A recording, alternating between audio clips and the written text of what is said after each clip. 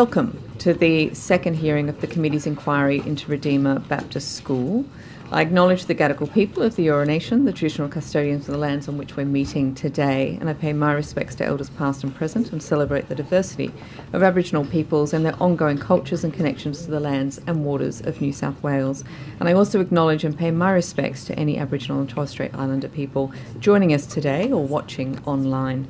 My name is Abigail Boyd and I am chair of this committee. I ask everyone in the room to please turn their mobile phones to silent. Parliamentary privilege applies to witnesses in relation to the evidence that they give today. However, it does not apply to what witnesses say outside of the hearing. I urge witnesses to be careful about making comments to the media or to others after completing their evidence here today. I urge witnesses to be careful about the comments they make during their evidence and to avoid making adverse reflections about others. In addition, the Legislative Council has adopted rules to provide procedural fairness for inquiry participants, and I encourage committee members and witnesses to be mindful of these procedures. I now welcome our first panel of witnesses. Thank you so much for making the time to give evidence here today. If I could get each of you, starting on my left, to state your name and position title if relevant, and then swear either the oath or the affirmation. My name's Leon Yangdong, and I solemnly, sincerely, and truly declare and affirm that the evidence now about to be given to me shall be the truth, the whole truth, and nothing but the truth. Thank you. I'm Helen Johnston. I solemnly, sincerely, and truly declare and affirm that the evidence now about to be given by me shall be the truth, the whole truth, and nothing but the truth. Thank you. My name is Barney Jones and I'm a former student and teacher at Redeemer Baptist School and former member of the church. I solemnly, sincerely and truly declare and affirm that the evidence now about to be given by me shall be the truth, the whole truth and nothing but the truth. Thank you very much. I'd like to invite you to make an opening statement. I'll start with you, Mr. Yangdong.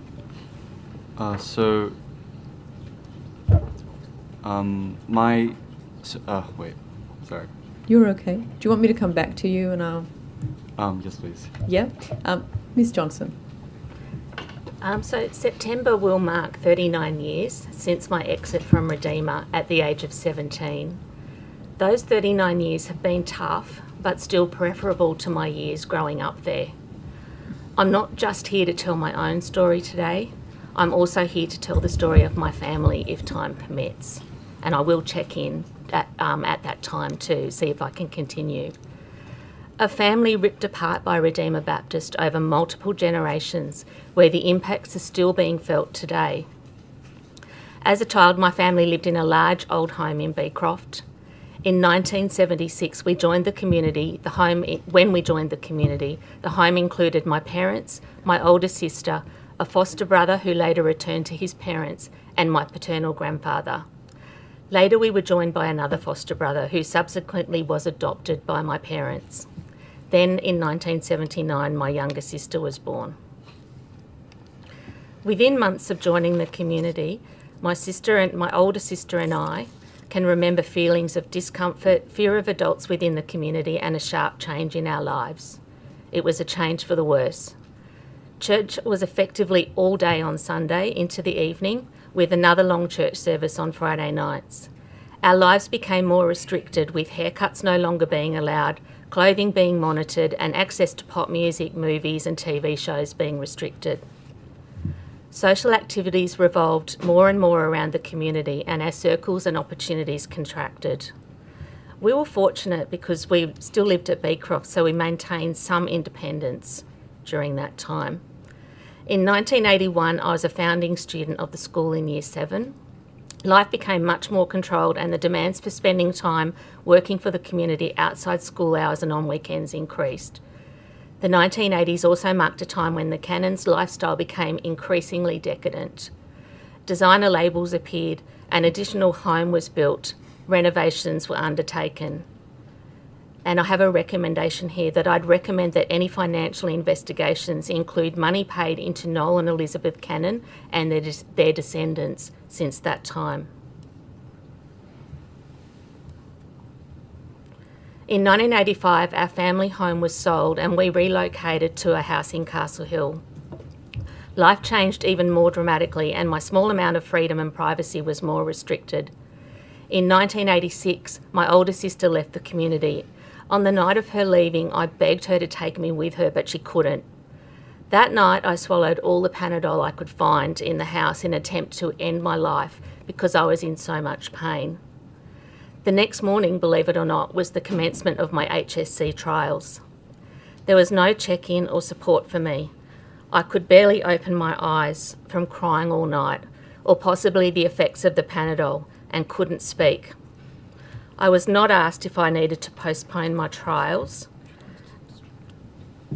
and sat in the exams blankly. I'm not sure how much pen I put to paper and whether my score was adjusted in any way, but I suspect there was some interference into my marks.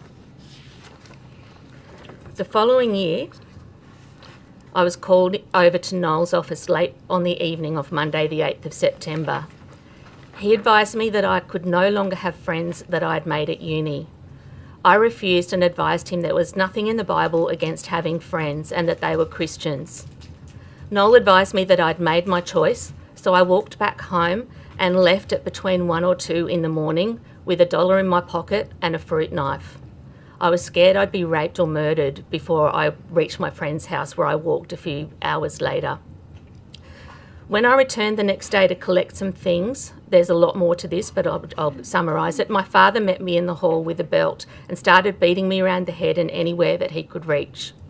Some older community women also arrived and tried to convince me to stay, but I knew that I'd been told to leave by Noel, so I eventually escaped out the front door and ran to my sister in the car. Life was a huge adjustment, and I struggled to navigate many aspects of it. In 1999, I commenced seeing a psychologist and was subsequently diagnosed with complex PTSD, reactive depression, anxiety, and some dissociation. Life has been tough, with many periods of suicidal intent, challenges managing in the workplace, and informing connections with family and friends. In 2024, I ceased working at the age of 55 and was eventually medically retired. Now, I just wanted to check whether I can go on and tell my family's story. Yes, please go ahead. Thank you. My brother. As I mentioned earlier, my brother joined our family as a foster child. I want to tell you a bit of his story. For any Aboriginal or Torres Strait Islander people, I want to let you know that I'll be talking to issues around stolen generation, which may be difficult for you. So if you need to unplug for a minute, I just wanted to make sure you had that opportunity now. My brother is an Indigenous child with intellectual disabilities. I don't know for certain the story of the cause of his disabilities, but I do have concerns that he may be a member of the stolen generations. Over the past years, I've tried to access information to contact his family in case they were not aware of where he is or what became of him. Sadly, I've not been able to get this information. I believe my brother should not have been placed into the family or community. He arrived unable to eat independently or complete many activities of daily living. He came into a home where learning consisted of punishment. I have memories of him being forced to sit at the table for hours, late into the night, until he'd eaten his dinner. He was routinely hit and belted for not eating, getting homework answers wrong, soiling his pants or his bed, etc. One thing I can recall clearly is an evening where my father was belting him as he lay curled in a fetal position, backed into a corner behind our dining table. He was screaming in fear, but this did not stop anything. Sadly, he's still in the community today and was subsequently adopted into the family.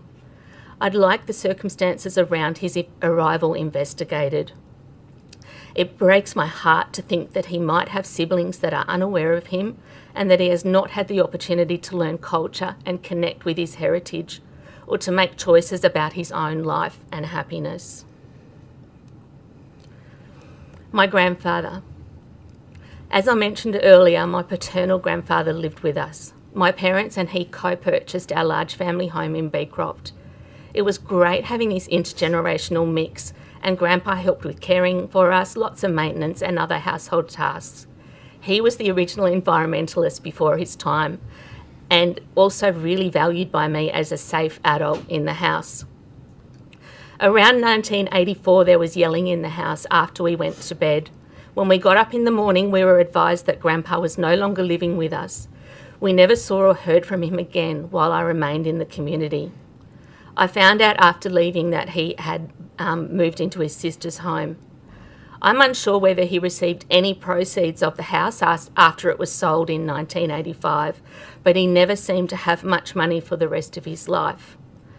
After his death, I discovered that Noel had directed my parents to throw him out because Noel believed he was molesting us.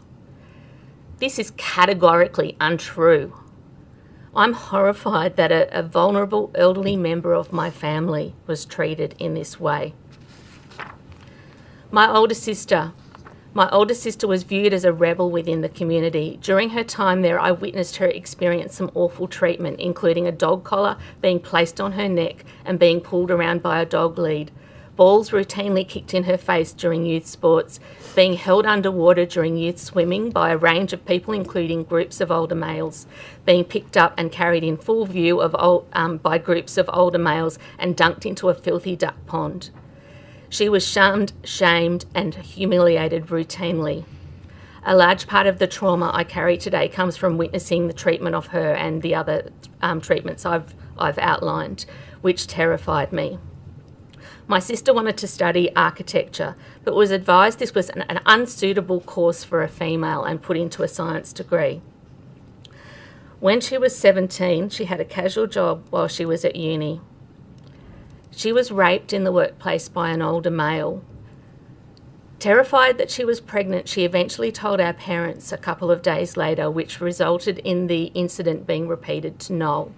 She was shamed and blamed and further shunned. At no point was the incident reported to any external body. My sister left the community in 1986 and was repeatedly approached in her workplace by community members standing close by and shouting at her to return to the church, that she was a bad person and she'd go to hell. From that point on, she was always looking out for community members, especially any males, in case they grabbed her and forced her to return. My younger sister. My beautiful baby sister was 11 years younger than me. I'd class my relationship with her as maternal because I dressed her, did her hair, minded her, and I loved her so much. I'd sneak into my parents' bedroom when she was left to cry herself to sleep every night and comfort her until she fell asleep. After I left, I cried myself to sleep for years worrying about her and grieving for her. She was 7 when I left. At the age of 29, she contacted me for help escaping the community. I parked in a nearby street where she had belongings hidden in a small park area nearby, and we made our escape. She lived with me for some time. We're both traumatised individuals, and sadly she's not felt able to communicate with me since about 2010. It breaks my heart every day that we're unable to heal and enjoy the time we should be having together after our brave escapes. From what I understand, she's not in a good place, and I hope she can get help of some kind, although I don't really want to say too much more of her story because I don't want to upset her or hurt her in any way. Now, I've spoken about every single member of our household other than my parents, which is where I'll finish. They've remained in the community despite losing all 3 of their birth daughters. I asked the panel to consider what type of environment would keep them there despite that level of loss and grief. Thank you. Thank you. Mr. Yangon. So, my story I think is a bit different to a lot of the people here. My family was my family was quite unstable when I was younger. We moved around like once or twice a year since I was born. So we've moved between Victoria and New South Wales. So I lived in Burke, which is a really random area, but around when I was 10, I think like year 4, we joined the school, and I think initially it was great because at that point I'd been moving around, like I'd been moving schools like once a year or 2 times a year, and it was really good to have like a sort of sense of community. And then around when I was in year 8, so I think 2018, we joined the community.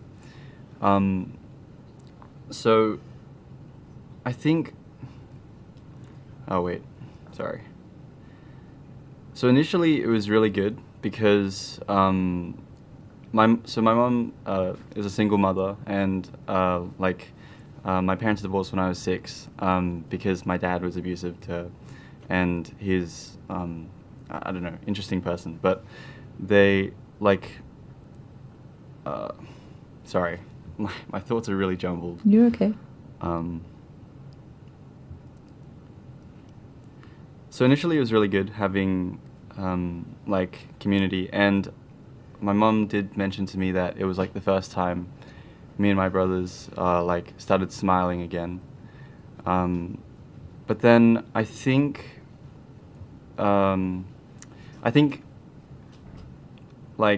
at a point all it was just care that was better than what I had previously, but it still, this sounds like really ungrateful, but it wasn't quite enough. And what I mean by that is they did help my family a lot in with Russell helping my mum with her finances and sorting things out in that way, and especially taking on helping her raise me and my brothers. But I think the things that I want to speak more to today are to do with the way they treat mental health in the community. I since have been diagnosed with ADHD and major depressive disorder. That my psychiatrist has mentioned OCD, and I think I'm just gonna label the part that's important is the intrusive thoughts that I get. When I was in the community, I think initially, because there was a really strong sense of family and whatever, I was really drawn into everything, and I picked up all the values they had, and but because there was such a strong oh my goodness, sorry, my brain is really... You're all right.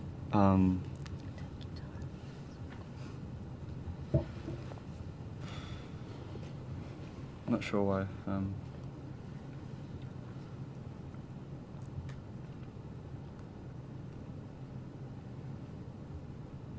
Would it be helpful if we pause there and we can come back and ask specific questions, or did you want to talk more about, you were saying about the treatment of people with mental health issues and how you were treated?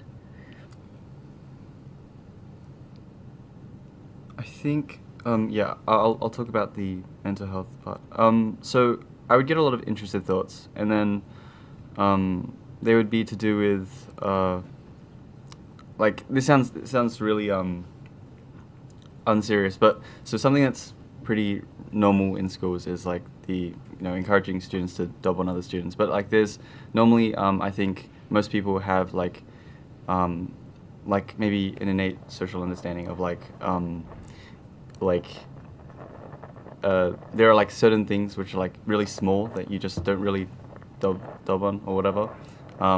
But to me, everything felt extremely serious because of the intrusive thoughts and things. I would, or compulsions. I would feel like I'm sending people to hell if I wasn't, if I didn't tell on them or something. And then when I talked about it, it was kind of encouraged. I was told I was carrying my cross and I had a strong conscience. And I think because of that, affirming my thoughts which weren't normal, and I didn't realize they weren't normal, but all I did know was that I knew that nobody liked me because I was, the dobber. But then Also, like, I couldn't not say anything because on one hand I had like a the religious whatever, like God saying it's the right thing, like from the community side and them affirming that, and on the other hand like the immense like pressure that I'd feel from the compulsions and the obsessive thoughts. I decided to self-isolate and stop talking to everybody around me, and who was not strictly part of the community. And I would, for example, nobody likes sitting in the front 2 rows in school, but I would sit like on the front left corner by myself, and it just made everything a lot worse. And I don't know, at some point, I'm not sure what it was, but I think like my brain flipped a switch, and then I had some kind of reassigning of meanings of things, and I also realized there was some like dissonance between my beliefs and what I was told, and this was partly due to some like conversations that I had with some like online friends I met from a game. Actually, it was also I was like, internet was heavily controlled inside as well. There was like a big firewall, and it was all whitelisted. So I me and my brothers are like, I mean, I think it's gone. I think it's gone now. But I found some kind of exploit around the firewall, but it's like, yeah, and then so I was able to play games, and like talk to some friends. Sorry, I became really off track there. I'm going to pause you, Yep. and we'll come back in questions. Mr. Jones. Thank you to the committee and Madam Chair for inviting me to participate today and for your work so far. I want to acknowledge the bravery of those who have taken such a risk to share their experiences already. My family joined Redeemer Baptist Church in 1977 when I was 2. I attended the school from year 5 to year 12. My cohort was the first to do year 13, although we were required to complete an additional year 14.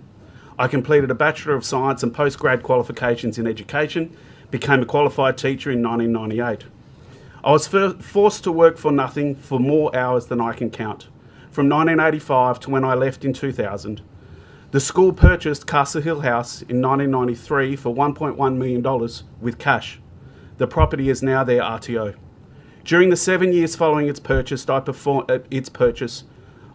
construction and renovation work where 80-hour weeks were typical, no questions asked. I was paid a stipend as a teacher, a construction worker and volunteer for a period through 1999 to 2000. I experienced discipline, public humiliation and relentless bullying during my 23 years there, even as an adult. Since leaving Redeemer 26 years ago, I've had no contact with my family. Redeemer has not always existed in its current structure. That historical distinction is critical to understand. The notion that this is how it's always been is, in my view, absolutely false and not simply semantics. The church began in the 70s as simply a church, and I concur with Reverend Costello's account on Monday. The school didn't exist in the early days. The elders in the 70s wished to explore how other communities operated, and the name Redeemer comes from the Church of the Redeemer in Houston, Texas. And Noel Cannon copied a number of its practices. Discussions about establishing a school didn't begin until around 1980. The idea was to shield members' children from being indoctrinated with the government's new sex ed curriculum.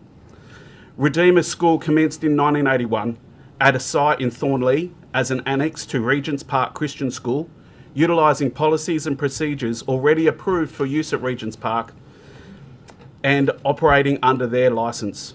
The school was open enrolment. Teachers were employed as bona fide teachers, the same as other non-government schools, with the usual payment of market wages, entitlements, long service leave, superannuation, and more. Shortly after the school relocated, renting buildings from the Uniting Church, who owned the current school site in North Parramatta. By 1985, Redeemer received its own accreditation to operate K-12.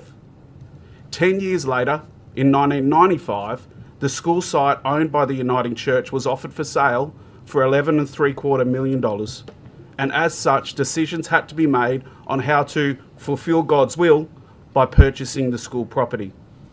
Redeemer at that stage was a community of 250 members and 400 students. Sourcing and servicing this level of debt was a significant undertaking. The leadership then needed to concoct a model to suit the plan. I attended a gathering of church members where the proposed purchase was discussed. Max Shaw, a previous elder and school headmaster, outlined via a whiteboard presentation that a 2/3 pay cut had been agreed to by staff in order to service the loan. Words I remember so clearly as I'd never heard the term before. The arrangement was described as temporary until the loan was paid out. I was then told by one of the teachers that staff had discussed a much smaller proposed temporary reduction of 1/3, and the quoted 2/3 cut had never been mentioned previously, let alone agreed upon. As such, they were absolutely furious, describing the decision as a lie and the narrative sold deceptive. I have to wonder, from a corporate banking perspective, how such a loan was approved when it involved cutting the income of its staff, that is, the backbone of the school, and no substitute or an add-back was provided. At that time, fundamental decisions were being made for us, and anything less than rejoicing was seen as a sin. A fundamental structural change occurred to the financial operating model at this time. The school stopped directly employing teachers, and the church began providing services to the school.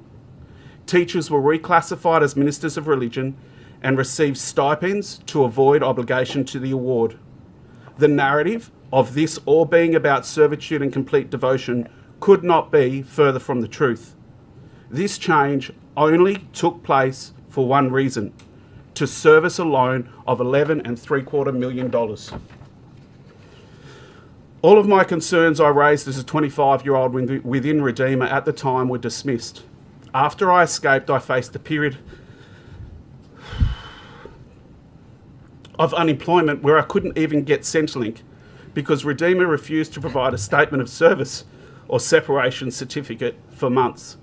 I finally gained casual teaching work at a local Catholic school, which exposed me to the existence of the Independent Education Union and legislation surrounding award wages for teachers, which I was previously unaware of. The Independent Education Union assisted me in lodging a successful wage claim against Redeemer, which I believe is the only successful wage claim to date, providing a payout equivalent to what I was owed under the award for the period of time I was teaching at Redeemer.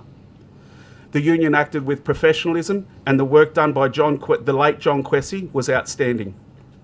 Then in 2005, a group of us who'd left met with Professor Gordon Stanley, Lindsay Swan, and other executives of the then Board of Studies, and we raised concerns regarding Redeemer.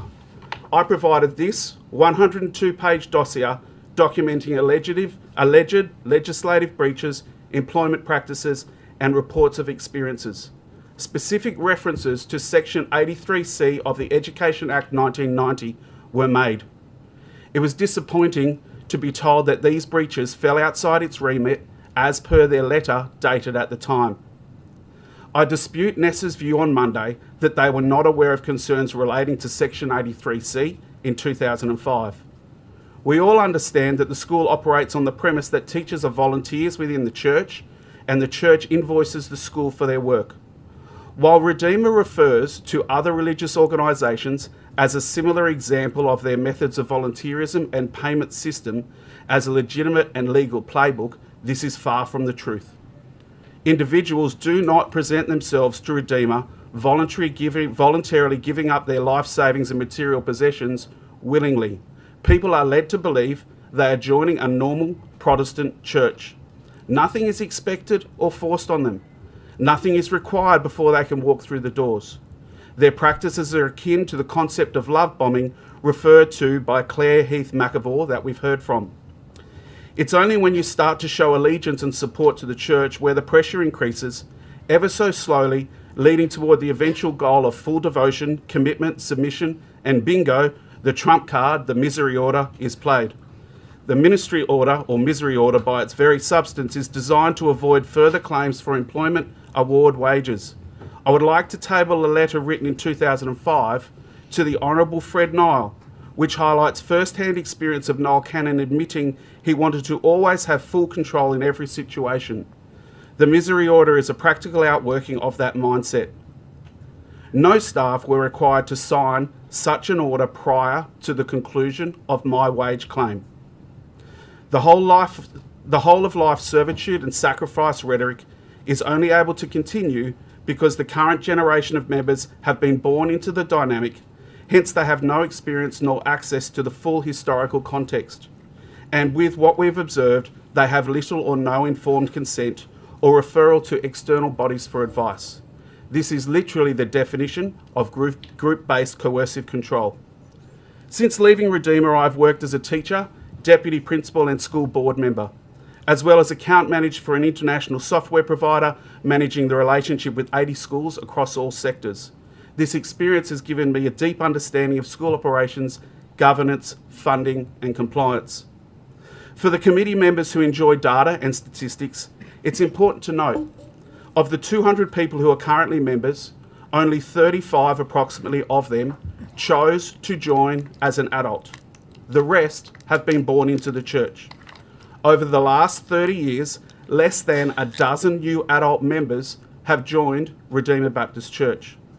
Over 40% of the current members are directly related, sharing the last name of either Bailey or Cannon, and this does not demonstrate a flourishing or even growing community.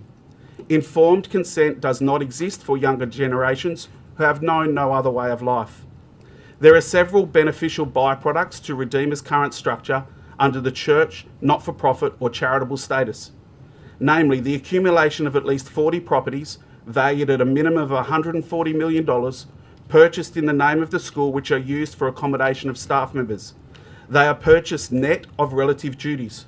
Furthermore, the group enjoy a series of beneficial loopholes from which they avoid payment of land tax, fringe benefits tax, company tax, PAYG income and payroll tax, as volunteers are paid stipends and incomes that are below tax thresholds. They avoid GST, capital gains tax, stamp duty, state council land rates, and they also avoid paying HECS because their incomes are so low not to trigger it. And finally, my favourite, the double dipping into government funds through the accessing of Centrelink benefits to support their lifestyle due to currently being able to claim such low incomes that we know as a stipend. In an article published by The Educator Australia on Tuesday this week, the journalist stated, following a joint investigation, the school received approximately $106.7 million in government grants and fees between 2015 and 2024, while reporting zero salary expenses across the period. This is a 10-year period. It could be 3 times this amount conservatively if we looked at the school's 45-year history. We've heard that most schools allocate approximately 70% of their funding to wages. Therefore, let's estimate Redeemer's received $300 million in government funding over the past 45 years, which has not been paid to teaching staff. Questions must be asked as to where the remaining funds have gone, as this would be well over $200 million. Has this been used to service corporate credit cards in the name of leadership? Has this been used to pay for holidays, furniture, cars, toys or clothing for the leadership families, the Cannons and the Baileys?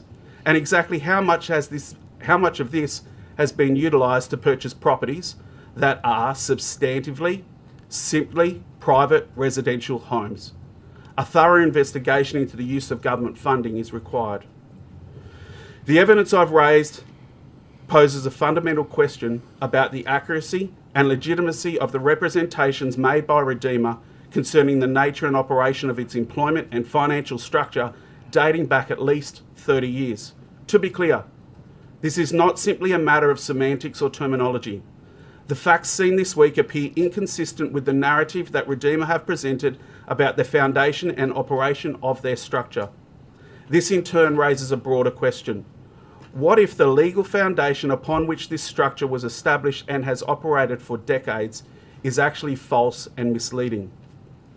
Due to the hundreds of members and vast financial resources available to Redeemer to defend and maintain its position, the inquiry is the only independent body that has the power and ability to investigate and effect change without legal ramifications. As I mentioned, I and others raised almost all of these concerns back in 2005 with the then CEO of the Board of Studies, but it fell on deaf ears. I therefore recommend that the inquiry closely examine whether the representations underpinning the structure are factually accurate and legally watertight. If the evidence presented here today establishes that the narrative is materially false or misleading, that enables the inquiry to consider what legal and regulatory consequences may follow. This should include consideration of whether the existing structure has a lawful basis to continue in its present form, and if not, what remediation or regulatory action may be required to correct the trajectory.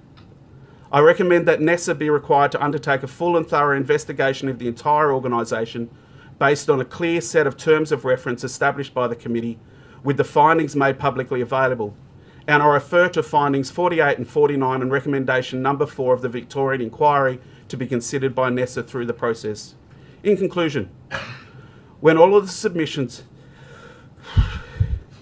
and personal accounts presented to the committee are considered en masse, there appear to be two possible explanations. Either one, all of the people who have come forward are mistaken, have a personal vendetta against the church, or are motivated somehow by financial gain.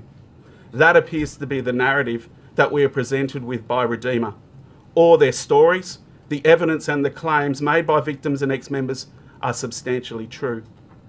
If the latter is the case, then the committee is dealing with a case of group-based coercive control underpinned by a financial sham of scale and significance unlike anything of its kind previously seen in New South Wales.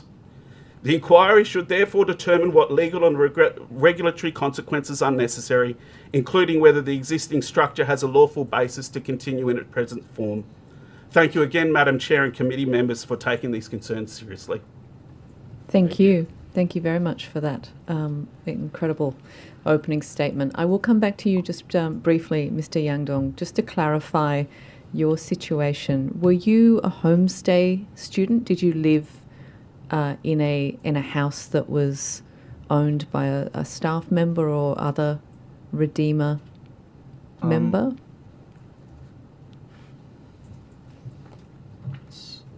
Not.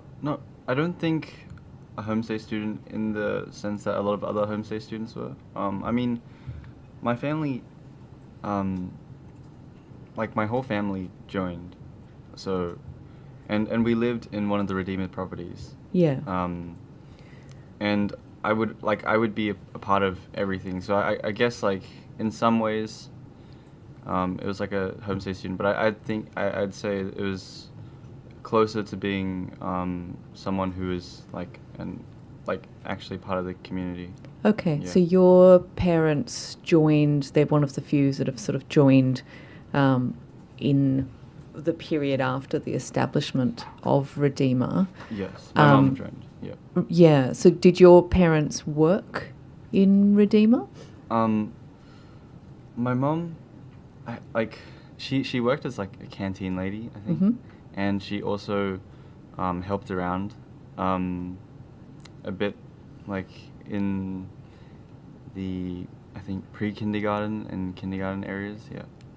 And how did your parents come to know Redeemer well enough to join it? How did that process happen?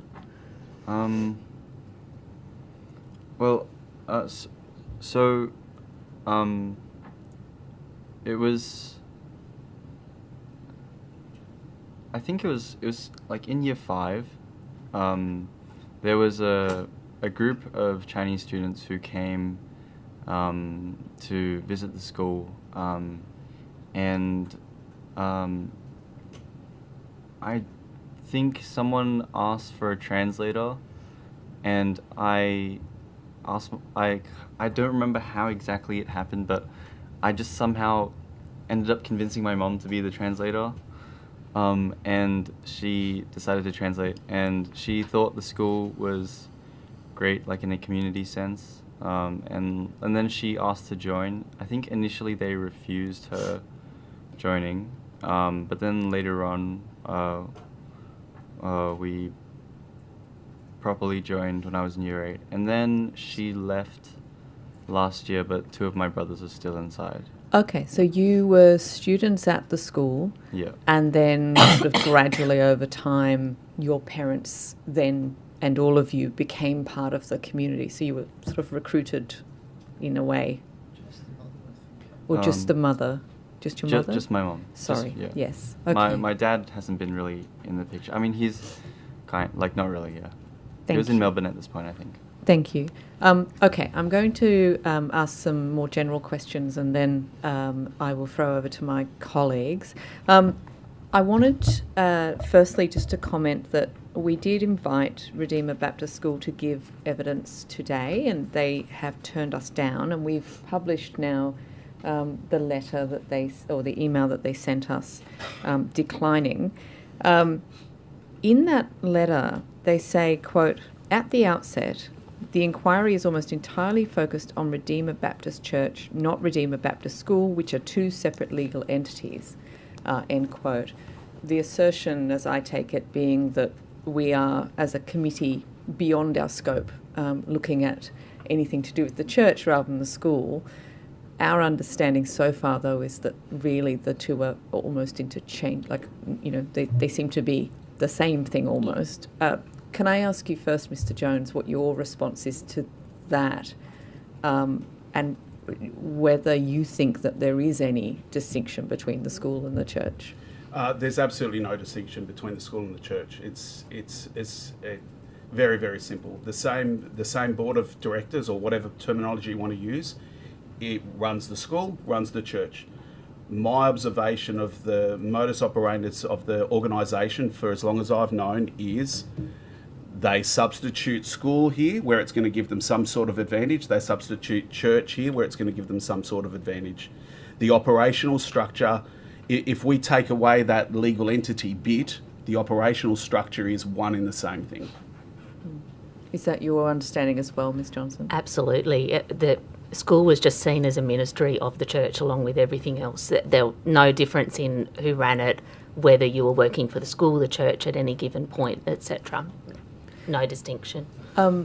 We have heard a lot of concerning evidence received submissions that have a recurring theme of the school using a form of discipline that is based on shaming, in some cases physical discipline as well, and a real sort of muddying between church and school as to where that punishment is carried out. And most concerningly perhaps is that a lot of the submissions refer to more recent times as well as, 30, 40 years ago in terms of physical punishment and fear-based punishment. What's your sort of reflections on that, or your experiences of that? Certainly when I was a teenager, people got the cane for church activities as well as school activities. And when you were a student that was part of the church and the school, that was one and the same thing. The same people administered the cane. Certainly the shaming involved lots and lots of different things, but a lot of public humiliation. The crux of what got me to leave was multiple instances of public humiliation, and based on a very clear lie by the leadership of what had happened, and then publicly humiliate someone. And then there was other more tangible things where you would be withdrawn from privileges, or you would be given this carrot. You need to do this, or you need to do this before we're gonna let you do that. So you might be of driving age, but you can't drive until you've done this or this or this, or you are now working full time and you need a car, but you're not allowed to buy a car. That's forbidden. You'll get a car when we are ready to give you a car. And it might be, look, we're going to give it to you in 3 weeks' time. and then you get to that 3 weeks, and for some reason the elders go, yeah, you're not ready for it, and so that's taken back off you. Because they control every part of your life, they can give and take as they please. Ms Johnson? Yeah, on that, I can remember a specific instance where there was a group of people my age that were basically in trouble for something that happened on Thornley Station when we were waiting for school. And one of the members of my age group, who was also a community member like me, when they got home was beaten by their parents to the point of not really being able to sit down for a number of days, covered in bruises. So certainly in my experience, what happened at school and home were not differentiated, and whatever shame you were being put through at home was brought into the school environment and vice versa, similar to the morning of my trials where, it was just unspoken what was going on for me because, my sister had left the church and therefore, I was under suspicion or whatever, the scenario was, but no one was willing to speak to me or support me or, acknowledge even that something was going on for me. Mr Yangdong, do you have any reflections on punishment or discipline at the school? I think, okay, so what I remember is the way, I think by the time, around my time, it was less physical. I didn't see as much physical thing.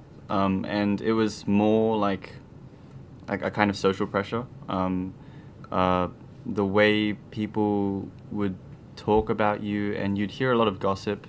For example, I was always a really inquisitive person, and I like to question values because I feel like when I want to believe something, I really want to truly believe it, and I want to know the ins and outs. So and because at that point I was a very devout Christian, because of being in that environment, I would often ask questions that would challenge a lot of their beliefs, and I can remember, I think people approached me slightly differently because my family joined. I think there was the incentive to treat me or my brothers in a slightly kinder way so that we could stay. And the other thing was also because my mum at the was quite unstable. She only got more and more unstable, and only I think last year did she start, or beginning of this year did she start stabilizing a lot more.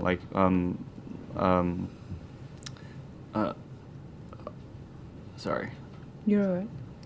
Wait, sorry. To do with so mostly it was to do with shame, or people would they kind of pull you aside, or I remember there was a camp where we were supposed to discuss things, or I guess this isn't as much to do with punishment. It's really weird because the line is so gray, and I've never been someone who's good with gray areas, and I was always someone who I don't know, I give the benefit of the doubt. I give the benefit of the doubt almost all the time, but as I for example, when I was doing the anti-slavery survey thing, a lot of the questions I realized oh, all of these have happened, but I justified them because my environment told me that this was the correct thing, and so I think maybe the way that I express things it's already quite different and the way I think is already quite different to a lot of people, and so I just want to make a note that maybe the way I'm saying things is not what they're truly because my perspective is from when I was just memories from when I was younger, and also I think I'm still for want of a better word, brainwashed,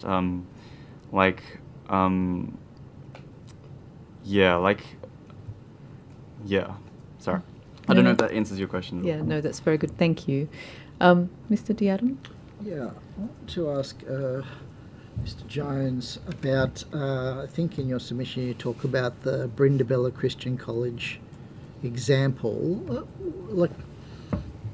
I mean, what do you say should be done? Like, what is the mechanism that you say the state can take? I mean, there's a lot of students at this school. The vast majority of them are not directly associated with the Redeemer Baptist Church. How do we make sure that their interests aren't harmed by trying to disentangle the arrangements that are currently in place? Yeah. So when I put that together, the more I tried to work out a reasonable solution and a pathway, the more complicated it got because of all of those parameters. So what I've seen in previous schools is where there is a registration that is cancelled for whatever reason it is, another school or an organisation will come in and take over that operation. Okay, and so my reference to that school, my understanding was that another board has then assumed the license taken over the license of the school. The school has been able to continue running for, almost all intents and purposes the same, but with a board that's doing the right thing, let's say, because it wasn't previously, or and so in Redeemer's case, the problem that we all know exists is that it is staffed and governed by only members of the church. Now, if the current directors were told they couldn't be directors of the school and they bring someone else in, they're just going to be puppets. If they're just members of the church, at the moment, they're going to be puppets. The only way I can see this continuing with some sort of transparency would be to have a calculation, a quota of external people that have nothing to do with the church, that are in leadership positions as well as staffing positions as well as wellbeing positions across the school, and the school reports to a third-party consultant or something like that. It can't continue. I don't think that it's possible to continue or to reform the school with it being run totally by internal people. It's just not possible. Now, if the leadership was disbanded, that leaves, let's say, just the teaching staff. They are all still members of the school. And if all of the members of the church, if all of the members of the church said, this is enough, we're going to leave, then you're right. You're left with a school of 500 students and facilities and everything and no staff and no, as far as I can understand, no multi-school organisation is going to be able to walk in and take over a school overnight and staff enough staff for 500 kids. And so I'm not actually giving you any solutions, and I'm aware of that, because the more you dig down, the more complicated this gets. And I don't have a clear, easy solution, but I know that if the current governance structure that is in place, that apparently Nessa said they improved on, but I haven't seen any changes, I can't see that current governance structure allowing for regulation to be done transparently and with the intent that the legislation has been created. Knowing what you do about the culture of the school and the community, I mean, how many of the sort of staff do you think are there under sufferance? Like, effectively, like they're there because it's hard to disentangle, right? Like, some people obviously are fully imbued with the sort of ethos of the church. Some people clearly, from the evidence that we've received, appear to be trapped financially and have no feasible way of exit, and so they just carry on. Like, do you have some kind of estimate of what the kind of general proportions are, that if there was some intervention, say, the government put in an administrator into the school, what level of cooperation there might be from some proportion of the staff if they were then regularised, put on wages, and effectively given the option to continue teaching on a sort of more regular basis. There's a lot of intertwined concepts that you're mentioning there. I think that if you were to go in and randomly speak to people, you would get a situation like the Children of God experienced in 1992, where people were interviewed and they will tell you to their face that they are absolutely and totally convinced that this is the work of God, and that is what they believe. There would be there would be the vast majority, almost all people there, I believe, are fully devoted to this cause as being God's will for their life. It's only in the back of your mind, and there might be a small number. There's probably always a small number of people that want to get out, but that's only a very small number. The vast majority feel that this is God's will, and so that what that does is it changes the direction of what happens in the future, because if this is God's will and the leaders speak for God, because that's what we've been indoctrinated for decades, if those leaders are removed from that position, then you've got an issue of loyalty with all of the people in there. And if those leaders were removed, it wouldn't be surprising if they all just walked out overnight. You had a school of 500 kids with no staff, as I said. So there's a person that, like, random person that you meet with that says, I badly want to escape from here, but I've got no financial means. That person is few and far between. Then you've got a number of people that, when you have that discussion, in the back of their mind, they might be able to consciously think that. And then you've got the vast majority that would sit there and tell you until the cows come home that they are committed, and they would continue to be committed until something happens. I wonder if an external regulator has to come in and force award wages, force steps and teacher classifications, and they are paying that money, it goes into their account, which is going to force a whole restructure of everyone in there. And I say forced because that's what it will take. But then you've got to think about, well, if this family that teach in the school all of a sudden start earning, instead of $20,000 a year, they start earning $130,000 a year, that's all cool. But then the next level of that discussion, which I'm sure we'll hear about today, is the house that they're living in is not owned by them. That is owned by the school. And so then you've got to go, well, if the school is supplying that to me, then the school needs to pay FBT. And then you add on, my calculations are a $3 million FBT bill every year. And so then let's say, well, you sell the houses so they have to get their own rentals, but where are they going to get their rentals from when you disperse 150 people into the population to find rentals with no rental history and no ability to get loans and no assets, because their cars are owned by the church, the mobile phones are owned by the church or the school or whatever entity Russell decides. The house are owned by the church. So it's an extremely intricate setup that does, whether they like it or not, whether they can see it or not, forces them to stay. So I think the only way is to get an external regulator that comes in and makes decisions on behalf of the school, and they have the ability to do that. And so that's why I said long term, maybe if there is 15 leadership positions, half of them have to be external people. But I also think, even if that change happened, for probably 10 years, you're not going to get, if I blow my own trumpet a bit, I'm not going to be going there for a job if I'm looking for a senior leadership position. Like, no one's going to be going there for a senior leadership position in a school for the next 15 years until all of this is reformed. I probably didn't answer any of your questions, sorry. No, but you did, I think, very well explain the complexity of, like, the options that are available in terms of government action are pretty well constrained, I think. Could I speak to this? Sure. So I feel like, I think, so my perspective on this was, there's the people who chose to be inside, and there's the people who grew up inside and didn't quite get the choice. I think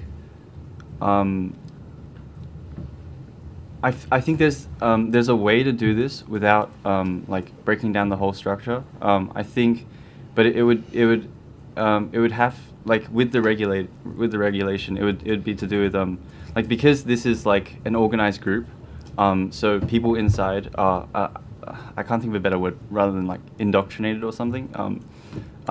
They can be unindoctrinated or something. Like there'll be like some form like of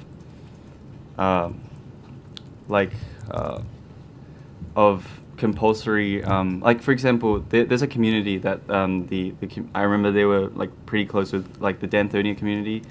I don't know if you guys are aware of them, but they have like a kind of program where they like I think for a month, or I don't remember the time period exactly, but the people within the community, like they live a very like almost like very farm kind of. It reminds me of the Amish, but they have like a program for them to go out and like experience the world and travel and have the choice to leave and things like this. And I think there needs to be, like, for me, my biggest struggle was like knowing what resources were available to me, knowing how to get a job, like how, like, paying taxes, like when to vote, or like when any of these like really, I don't know, things that most people just know, but like because in the community everything's organized for you, so like you just follow the structure, but like when you get out, there's no like structure for you to follow. Like I think then if there was some kind of like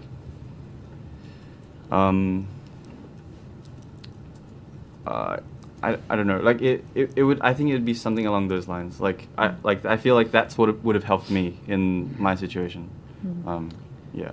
Can I ask about the the property, your understanding of the property arrangement? So I think in your submission you talk about discretionary trust that holds, or maybe it's another submission that refers to this. There's effectively a trust that does anyone have any kind of insight in terms of the trust arrangement?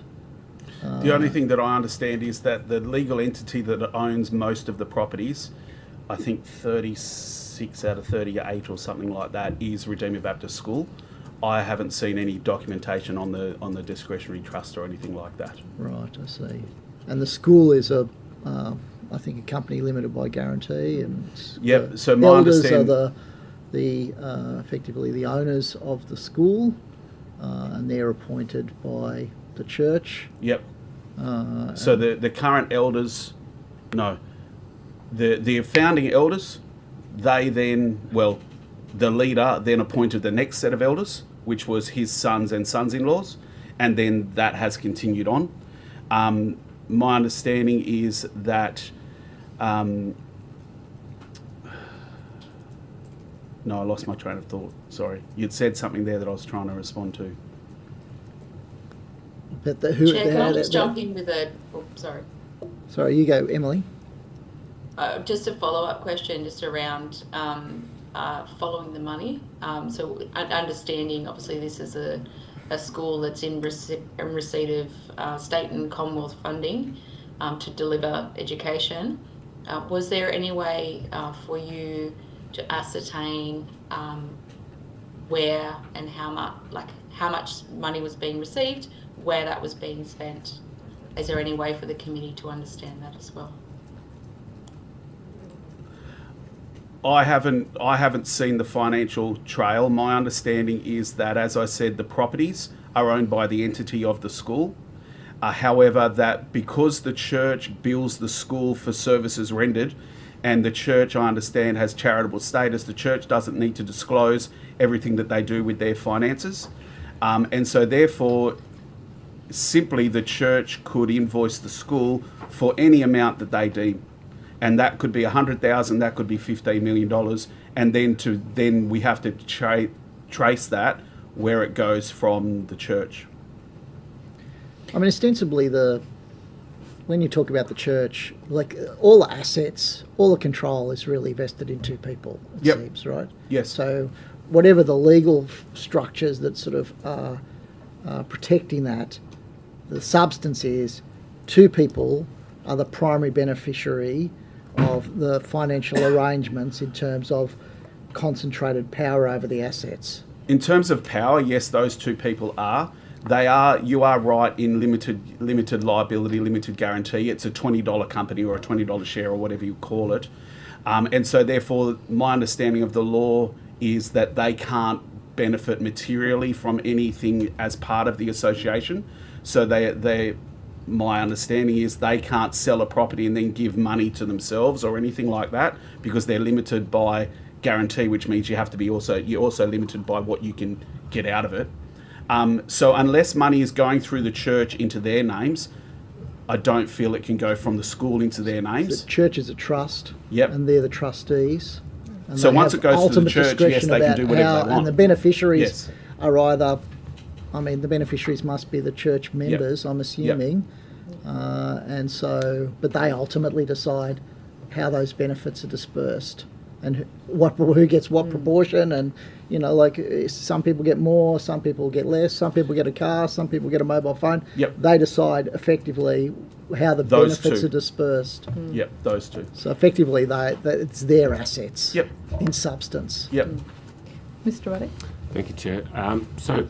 Look, thank you very much for your testimony. It's entirely in line with everything we've heard earlier in this week, and so it all sounds very, very sincere and harrowing. Central to this labyrinth and this complexity is money, and a lot of money. And the cash cow is the school. Now, 21 years ago, 60 Minutes and others did an expose on this school and this church. And we heard earlier on Monday that resulted in a sharp drop-off in school attendance 20 years ago. Now then the world moved on, people forgot about it. You people didn't, but the Parliament and the media did. And we heard on Monday that the school numbers, after a big fall-off in 2005, prior to this round of scrutiny, the numbers were back up to where they were. Now, what I'm fearful of is in 20 years' time, we're going to be back here again, that there'll be a drop-off. And so I appreciate what you were saying there, Mr. Jones, to Mr. DeAdam's question about what are the regulatory answers. We're going to explore that, absolutely. Now, but I'm thinking that media scrutiny is going to be important. When if something like 90% of students here are not connected to the church, they're not going to be real happy about all this. And I'm guessing that that there's been a lot of parents right now are probably watching and probably reading it in the paper and watching 60 Minutes and other things. So do you think is there anecdotal evidence that you're aware of that there has been this current round, this inquiry and other things has resulted in there being some consternation amongst the school community, amongst the non-church members of the school? I only hear the grapevine, and I have heard of a very small number, but that's all. I don't hear a lot. I've been out 25 years and I live 1,500 kilometres away. However, you're right, back in 2005 or wherever it was, my understanding was the school was up to about 700. It dropped down, I'm guessing, about half that, and it's up to, well, according to Russell, 535 now. So, the parents at the school are not going to have a restriction on internet access.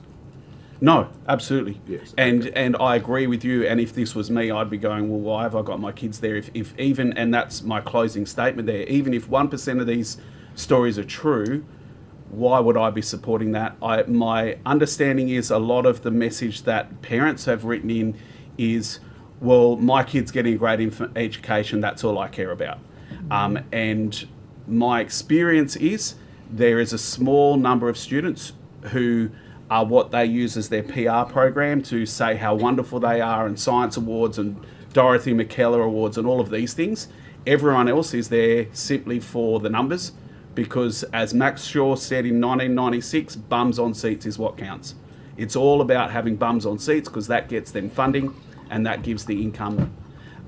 There's plenty of students that went through the school with undiagnosed ADHD and all of those things. I was a horrendously slow learner. Nobody helps those kids. They kind of just fall through the net, but they give money, they get money in there. So I think the tendency these days is for parents to think, look, that's a church, I don't really care about that. My kid's getting a good education. Okay, thank you. Can I just ask one final question? We are well over time. I just wanted one last question for you, Mr. Jones. Given that you have been here 20 years ago, and as you say, you've raised all of these concerns previously, what did you make of the evidence from the Department of Education on Monday? Were you as frustrated as we were? That they I wanted to throw a brick through my television Right. at home. Yes. My comments in here are, I absolutely refute everything he said. This was, and you can read it and prove whether I'm right or not, this was presented to Gordon Stanley, Lindsay Swan, in 2005 in their boardroom, and their summary, and we've got it in letters, the summary was, look, as long as they're teaching the curriculum, the rest is out of our scope. Now, if at the time there was what they call this legislative gap, and it was out of their scope 20 years ago, and NESA was created to kind of solve that gap, nothing's happened. Yeah. Do you want to officially table that? I did include it in my submission. Okay. If you didn't get it, then let me know and I can send it to you. You also referred to another document. that I can had- email it to you as a letter given to Fred Nile. Okay, that would be very useful. Thank you. Unfortunately, we have not just run over time, we've gone well over time. Thank you so much for your evidence. Unfortunately, yes, I mean, it really is just backing up lots of other evidence that we're hearing. But thank you so much. To the extent there are questions coming from the committee members following this, the committee secretariat will be in touch. But that does conclude our evidence with you today. We're going to take a very short morning tea break and come back at 11:30. Thank you. Thank you.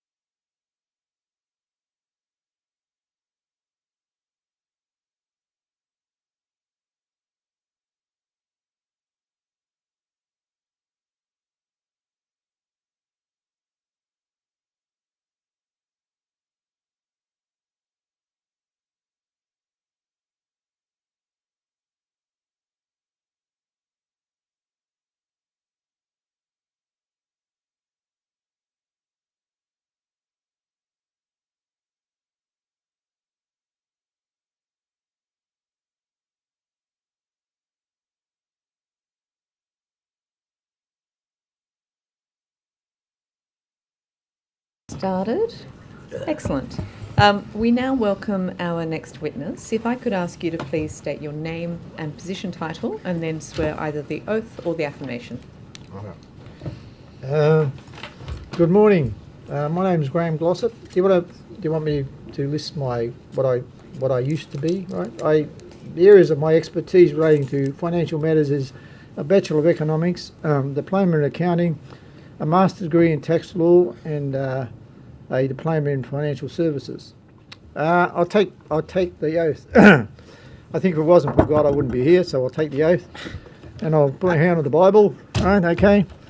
I swear the evidence I'm about to give by me shall be the truth, the whole truth, and nothing but the truth. So help me God. Thank you. And if you come to my church, right, you're not going to heaven, right? You got to fight like everybody else did. Thank you. Would you like to commence with a short opening statement? Oh, yes. You only gave me 1 page, so what I had to do was reduce down the size of the fonts to 9 fonts, so I could fit it on your 1 page, but I fit mine on 1.5 pages. So I hope you're not going to blame me for that. What I've put in place here is, I think, what people find hard to understand. Firstly, Redeemer is a financial structure. Redeemer Baptist School and the church operates a scheme of arrangement that is designed to avoid taxation. The arrangement reclassifies teachers and wage and salary earners working for the school to volunteers providing a ministry service to the school. The recurrent funding paid by the Redeemer Baptist School and described as a service fee is then transferred to the church and was $2,201,359 in FY 2004. The church then pays volunteers a stipend and distributes any surplus to service entities within the Redeemer Baptist group. The funds are transferred as service fees, and the Redeemer Baptist Church pays volunteers approximately 20% of the wage and salaries that would have been earned at market rates in 1994, and describes these as payments as stipends. So the part where they talk about the stipends being in place since 74 up to 95 is just bollocks. It didn't even happen. They paid them the market rate wages for teachers at that particular point in time. Then they changed it thereafter. Now, the church then pays small stipends to volunteers with children and a higher amount to volunteers without children. In 2004, the bursar, Mr. Russell Bailey, prepared taxation returns for volunteers and claimed Centrelink family benefits and parenting payments on their behalf. Centrelink payments are generally higher for volunteers with more children and lower for non-existent for volunteers without children. The Redeemer Baptist School and the Redeemer Baptist Church are not-for-profit entities and registered charities, as entities falling within Section 50 and 55 of the Income Tax Assessment Act 1997, and were endorsed by the Australian Taxation Office and satisfy the relevant conditions, they may be exempt from income tax. Now, the question I suppose we want to ask is, the question for consideration is whether the scheme of arrangement is paying its taxation obligations. One issue in the arrangement is the fringe benefits tax has not been considered, where benefits are provided to volunteers who give no consideration to the school and has not been taken into consideration. When you talk about benefits and no consideration, is that none of those people receiving those benefits paid any money to the school for the benefits they received. So without examination of all the fringe benefits tax issues in detail, because I've only got one little page, I could give that to you if you need it. The substance of the relationship may be relevant. The factors include whether the person performs regular teaching duties, works set hours, is subject to supervision, has ongoing responsibilities, and provides services essential to the school's operation. Consideration must also be given to whether persons described as volunteers or ministers of religion in substance employees for taxation purposes. On this basis, the teachers are classified as employees of the Redeemer Baptist School. If teachers are properly characterised as employees, responsibility for any applicable fringe benefits tax obligations would fall upon the employer. If an employer is required to pay outstanding fringe benefits tax and this results in an increase in the employee's taxable income, That increase could allegedly be for fringe benefit, for Centrelink family benefits and parenting payments. Depending on the circumstances and applicable legislation, this could potentially result in the overpayment assessment and repayment obligation. I'll just explain that to you. When you put in a taxation return for somebody, you put it in, and that's their taxable income, and then they claim the Centrelink benefits. So that increases the amount of money. So they were paying people with teachers a small stipend of about 11 grand, and then they were jacking it up with got 4 or 5 kids, and they picked up the rest of the money off of Centrelink. When the school, which should have done it, has never done, has paid fringe benefits tax, then that when they pay those fringe benefits tax, that goes on to the employee's taxable income and pushes them up above what the Centrelink, when they could say Centrelink claim. So all that Centrelink money has got to be reimbursed, right, by the people who claimed it. Yeah, I'll just put that little bit in the back end of it, right? Yes, so we've got that part done. Mr. Bailey's expertise began with 4 years of medicine at the University of Sydney. He then went to Vancouver and completed a postgraduate diploma in Christian Studies and a master's degree in Christian Studies during the 1980s. In 1990, Bailey completed a Bachelor of Education at a Christian Heritage College in Brisbane and as part of the master's program. Mr. Bailey has no education in finance, accounting, taxation or administration and does not hold a tax agent licence. Therefore, Mr. Bailey is in breach of the Tax Agents Services Act 2009. Now, see that document there, that was put forward and presented in 20 years ago.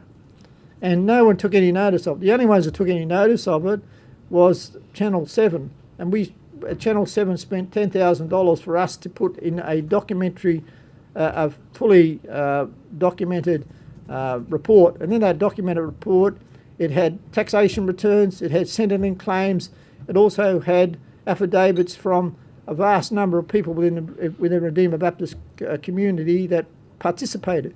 When it went to air, it went to air on Channel 7, and virtually it was about 15-20 minutes. And it looked and showed all of the assets they had, that they were paying no fringe benefits tax and how they were collecting Centrelink payments. And what happened then is the Redeemer Baptist put another defamation suit on. And the defamation suit lasted 3 days because when Channel 7 showed them the report that we had provided and we put together, they knew then that that was tax avoidance and virtually they were stealing government money. The other thing that you've got to take into consideration when you look at this is that Mr. Bailey, in his defamation suit, he said that virtually when they were claiming recurrent funding from the federal government, that when he put his submission in for his recurrent funding, he could only use the terms that were in the computer. It didn't give him anything else to do, put in there. So he had to use the terminology that this is wages and salary. And that's how he claimed this. That's how he claimed the recurrent funding from the federal government. And then virtually, when he looked at when he got it in there, it came in like that. So what that is a fraud, because fraudulently he told them that they were wage and salary earners when he's put when everybody else is told that they're volunteers. Virtually that's tax fraud for a start off. If you look at all the money that recurrent funding they got, and then they did that and distributed it to the church, because the church had all these other entities, and that's where it was dispersed to. So, and basically, when in a defamation case, they were asked in regards to that money that they received, did the school have any obligation to pay the money? And so the barrister said to him, if you're providing these services and they're all volunteers working for that church, why would you think that the school has got to repay any money? You got any claim on them? He said they don't have a claim on us, right? They don't have to repay the money, but they do. So every year thereafter they called it a service fee, and that service fee has been in place since I started. I started in 2004. It's still there today. And it's the same service fee, and I think it was about 2.2 million. It's about 3.6 now, right? And that's the money they put in into that school. Also, what they do under that ACNC is that when they put their financial records up, they put them up as a cost base. So what the difference between a cost base and current value is, a cost base is when you actually bought it. So what they're doing is I think this is a problem with all of these schools. When you've got a cost base, what you're looking at is you bought the thing in 1992 for $20,000 or $200,000. It stays at that level all the way along. So what that does, that undervalues what the assets are worth. So what I did is I went back to their cost base and looked at what it was. They had about 35,000. I went and got a report on what these assets they had now. The assets they have now is about 38 assets or something like that. That was only for the houses that they've accumulated. I did a valuation of those in current value, and it comes to 64 million, right? That's not taking into consideration the price of the school, what the school's worth now, and also it's not taking into consideration of the house up that the heritage house they've got up there in Castle Hill. When you look at all those factors, you're looking at 140, 150 million bucks. What they did is that they've taken all this money, and it's taxpayers' money, and the good thing they did about it, which I really appreciated, is they used taxpayers' money to prosecute me 5 times, right? 5 court cases. They used taxpayers' money we won that defamation case on virtually that. Thank God we had Fred Nile, that idiot, because basically he put in an amendment to the Act when we were looking at that thing, whether that school could sue us for defamation. And part of that is that because they had they were under AC, I think they're under the what's name, they were under they were done by guarantee, right? So what happened then? What he did is that they put in an amendment. He put an amendment in that you had to have less than 10 people, right? You couldn't sue for defamation if you had more than 10 people. So the first day was taken up about Bailey and all his jargon, and the next day they looked at the tax case in regards to how many employees you had. Were they volunteers, or were they employees? So after we got about 14 dictionaries and we sat there for 2 days, we worked out what was a volunteer and what was an employee. And the Act specifically said they were employees, and the person who put the amendment up, which went and kissed him later, was Fred Nile, right? So they said you can't sue. There's no defamation. So we virtually we won the case. When we won the case, I calculated what we got back. We put $88,000 into that case. We got $55,000 back. The Sydney Morning Herald put $680,000 in. They put in over $1 million. They get $680,000 back. When you calculate up how much they spent of taxpayers' money, it was $1.83 million. What they were spending the money on wasn't trying to keep their reputation in place. It was they did it against me in the Sydney Morning Herald because we put their reputation out there on the line about what they were actually doing. And that's how that thing operated, right? And then virtually after that, they sued me for an apprehensive violence order because I went to their church and I talked to them. When I first started off in this predicament, I wasn't some religious nutter who went in there. I was an accountant. I knew people there and what they did for me, and I went to try and help them. And when I went to that school and that church, the first things they told me is that we all know the circumstances. I said, what is the circumstances? We all know what happens if we want to leave. We don't. And what they did is they took their houses, they put their houses into that trust fund, and then it was up to the discretion of the trustees whether they gave them any money back. So what they're telling me is that if we got all their houses in there, we don't have to give them any money back. And then when you got down to separation certificates or any other wage and salaries they own, they took all that away. They wouldn't give them that either, right? So when I talked to them, they said, we're giving them nothing, right? They said, go and get a solicitor. I said, they haven't even got the money to buy their breakfast. Go and get a solicitor. So then I got together with some of the people who had left there, and then we started to protest, and then I started to publicise it. Ever since that day, for 5 years, from 2004 to 2008, it cost me over $300,000. They prosecuted every case, and they lost every one, right? They lost everyone because basically what I did is I brought their numbers down. That school had 480 students, and I got away from solicitors to save myself money, and I went after their what they value the most. They value their reputation the most, and I went after that, and I reduced their numbers down. And what they were suing me for, firstly, they put an Anton pillar order on my business and disrupted my business for two weeks, right, in my house. They had people from Pete Marwick there, and they took all my hard drives, and they virtually copied my hard drives and took them into the Supreme Court and put them in the vault, right? And then basically they sued me for 1.62 million, right? Because what I did was the worst thing I did is I told the people who had their children in that school, the parents, what is actually happening. So then they got a list of all the parents, and when they pull the kid out, then they did a calculation from, it's year 5, he's in for year 5, he's going to go to year 12, then they calculated how much money they're going to lose.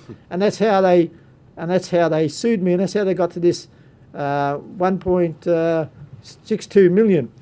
So what I did, I put in that one in regards to Channel 7. I got Barnaby Jones. I couldn't do it because virtually my solicitor said they're going to go after you and take you to court again. So I got Barnaby Jones to do it.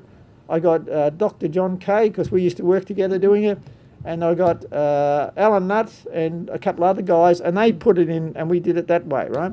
So that slowed down their momentum. And then what I did is I got then I started concentrating all these parents that had their kids in the school, and I talked to them, were they going to support their case in court? And they said no way. They said after what you told us, we went through the whole lot of that, and there's none of us going to do it. So eventually what happened, it took to 2008, and then we had a mediation with Sir Lawrence Street, and we sat down there. And then they wanted to put a solution to, a settlement. But hey, Mr. Glossop, can I just ask? So they were suing you for defamation. They start off defamation. They start off with there's 4 of them, right? First off, they took up an apprehensive violence order against me, which I won against this what's his name, Philip Bailey, because he's as thick as a house brick, and it wasn't hard to beat him, right? I prosecuted him, right? I went after it and worked out that this guy exaggerated, so I made him exaggerate more and more, right? That he's going to die of this is basically the sort of stuff he was saying to me, is that his son was there and his son is crying, and this Mr. Max Shaw, he's all upset, and this person's upset, and all this sort of stuff, and his life was at risk. So I said to him, I kept going down that pathway with him, and I said, so, your life was at risk, you're shaking your boots. Where'd you go? And he says, I went back to Redeemer Baptist. I said, what'd you go back there for? He said, because that's where I lived. And I said, how come you stayed? Would you stay in there a whole week to work out that you were under threat and your life was at risk? Did you? He said, yes. I said, well, why didn't you come out of there? He said, because I was frightened you were going to be at the front, right? That's what he told me. Can I just pause you? Right. Sorry, I'm just going to pause you because technically this was an opening statement. Okay. I forgot about that. No, that's okay.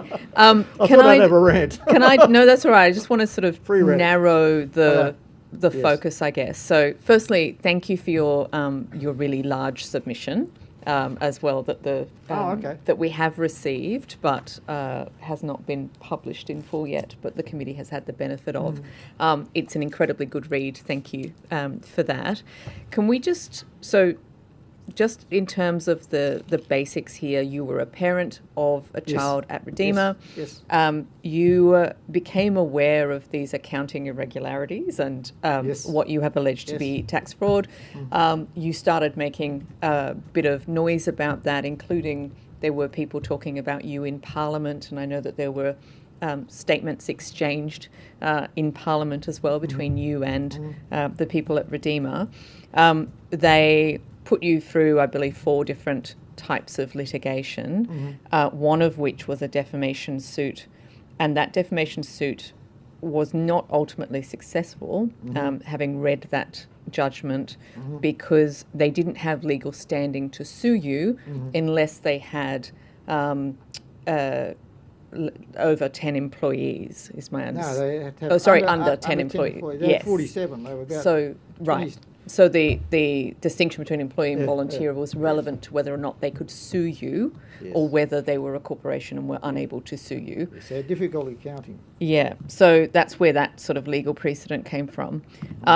There are a number of accounting aspects that you've identified at the school, which we are very keen to delve into. And also this, I think another sort of important aspect of the story that you're telling here and in this is this litigious nature of the school. So can we just start with those accounting aspects then? The accounting aspects. So you've explained to us that currently the employee amounts for the school, so the staffing amounts for the school that come in from the Commonwealth funding, are applied to a service fee that the church provides. Is that your understanding? What's happening is that they're claiming a recurrent funding fee from the government. I think they get it also from the New South Wales government.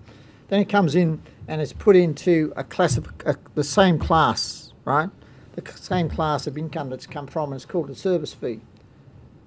They've been doing that and it hasn't changed since 2004 that I know of, up until the current period, right?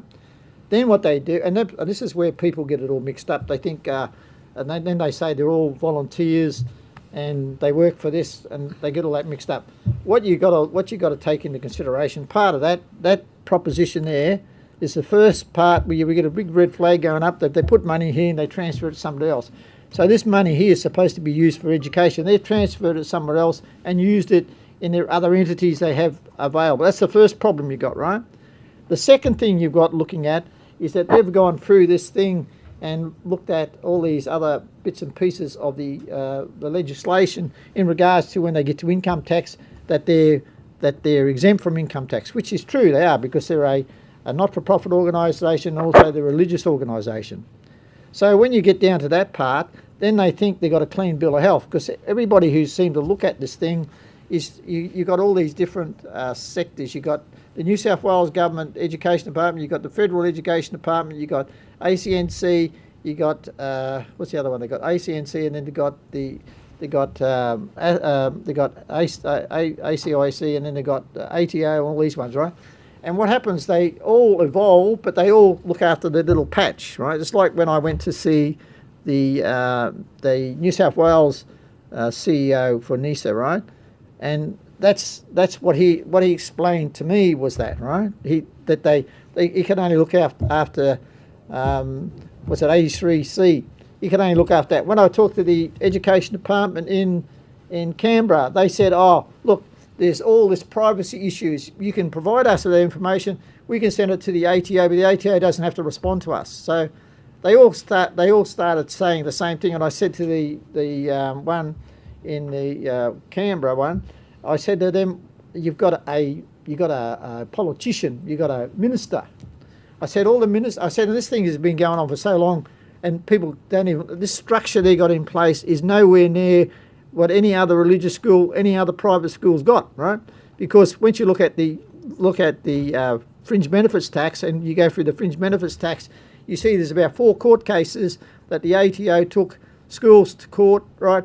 And they knocked them off with what their requirements were, and with these particular cases. So then after that, all these schools that had were religious orders, they all virtually put teachers in, and they paid the proper wages, and they did things, and that's where it is. But these people here have tried to confuse the issue by saying that they're volunteers and they're providing this, and then they're getting this small stipend. When you go past that, what you got to look at, if they're providing all these assets and they're providing all these services to these people who are getting the stipends, then where's the fringe benefits tax paid on them? Even if they were volunteers, it doesn't make no difference. They're still got to pay benefits for the things that they're providing these people, and they provide them with everything.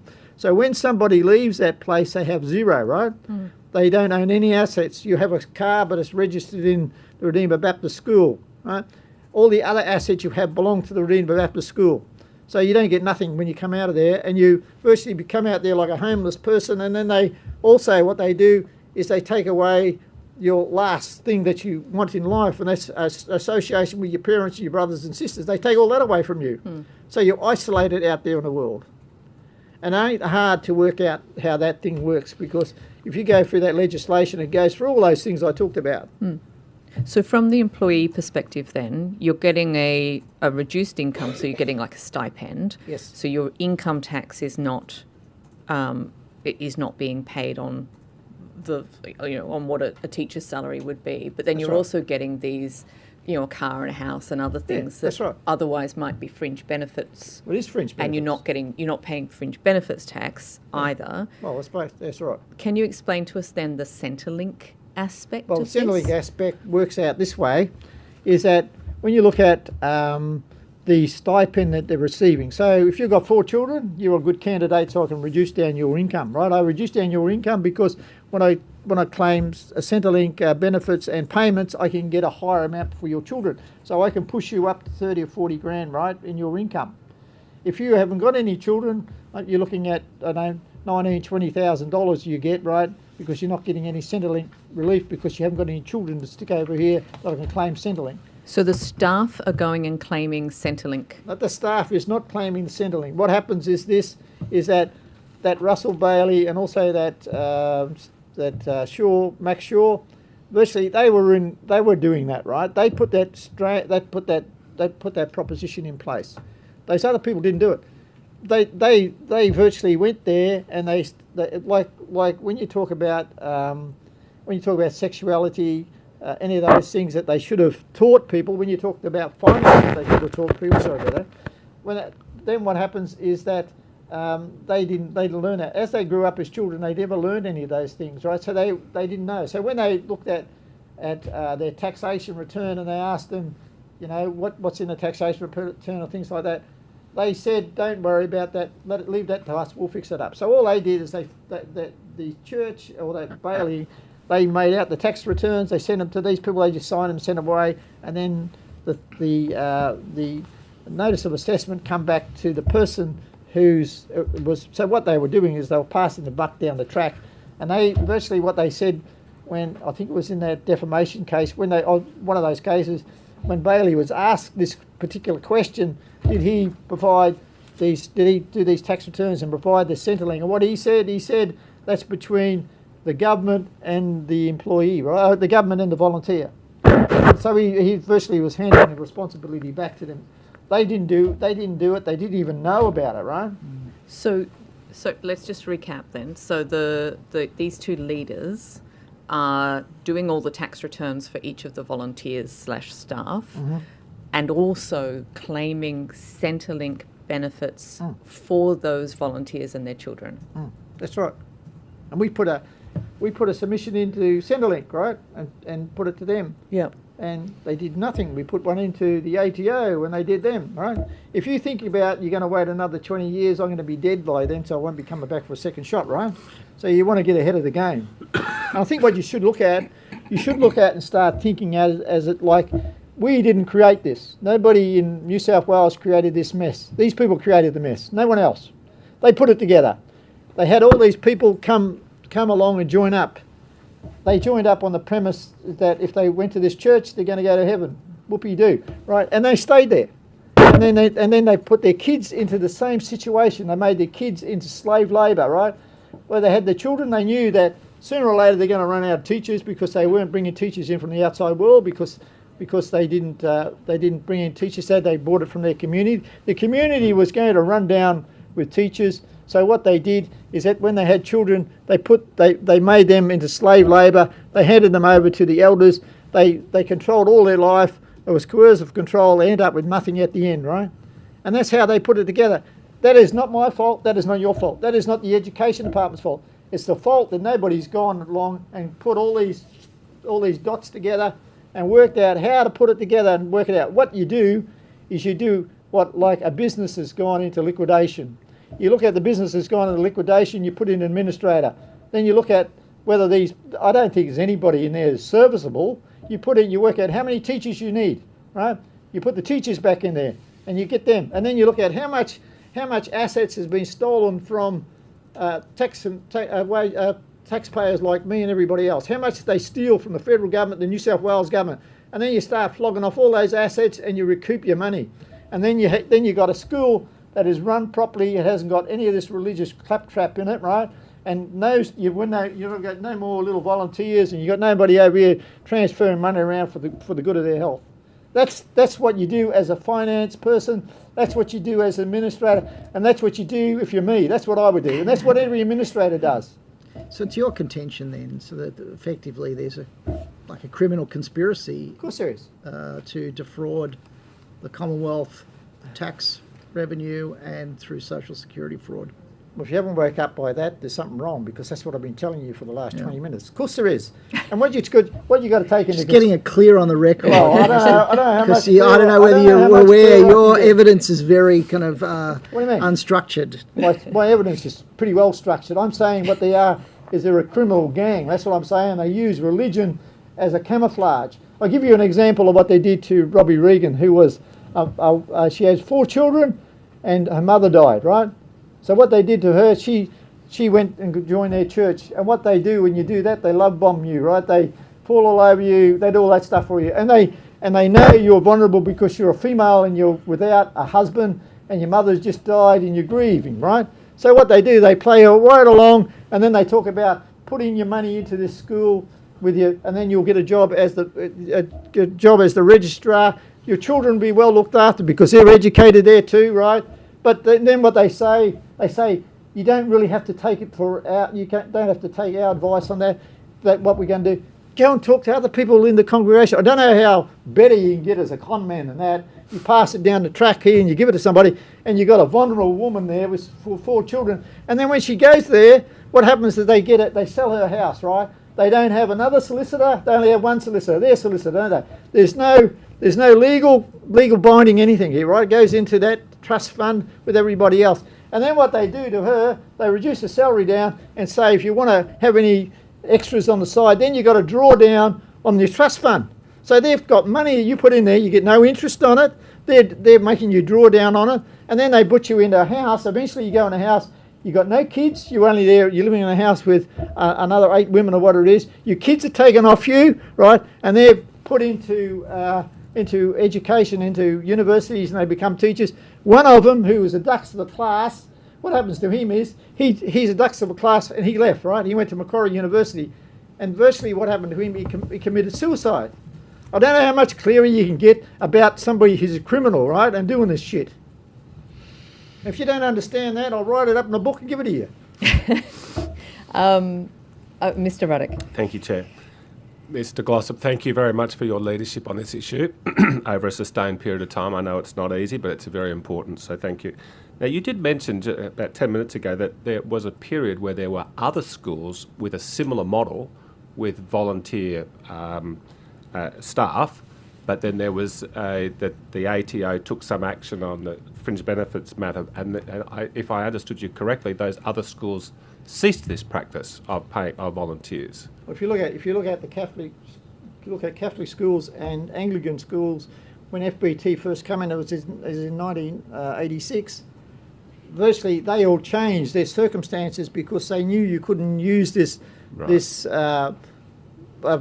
they had brothers and people there in their religious orders getting this money and they were working for peanuts, right? Yeah. Well, but what about, were there other like Baptist style churches doing this practice, or it was more the establishment, Catholics and Anglicans? Well, before they introduced fringe benefits tax, they all operate under that system. When fringe benefits tax came into place, and what I spoke to you about is whether they're volunteers or teachers, that description had been put in place in the beginning with that legislation. It didn't start. Yeah, but were there other schools that resembled Redeemer Baptist? Not that I know. Well, right, the only ones that tried got litigated against from the ATO, and once you got those court cases through, they used those court cases for anybody else that was doing the same thing, and they all changed over. That's the only one I know that's been continuing to do it. Okay. So if it ended up being the situation that you're proposing, which I understand is that the employees, the teachers, should be paid, rather than the school, Yes. that would solve two problems. That would solve the fringe benefits tax problem, and it would solve the Centrelink problem.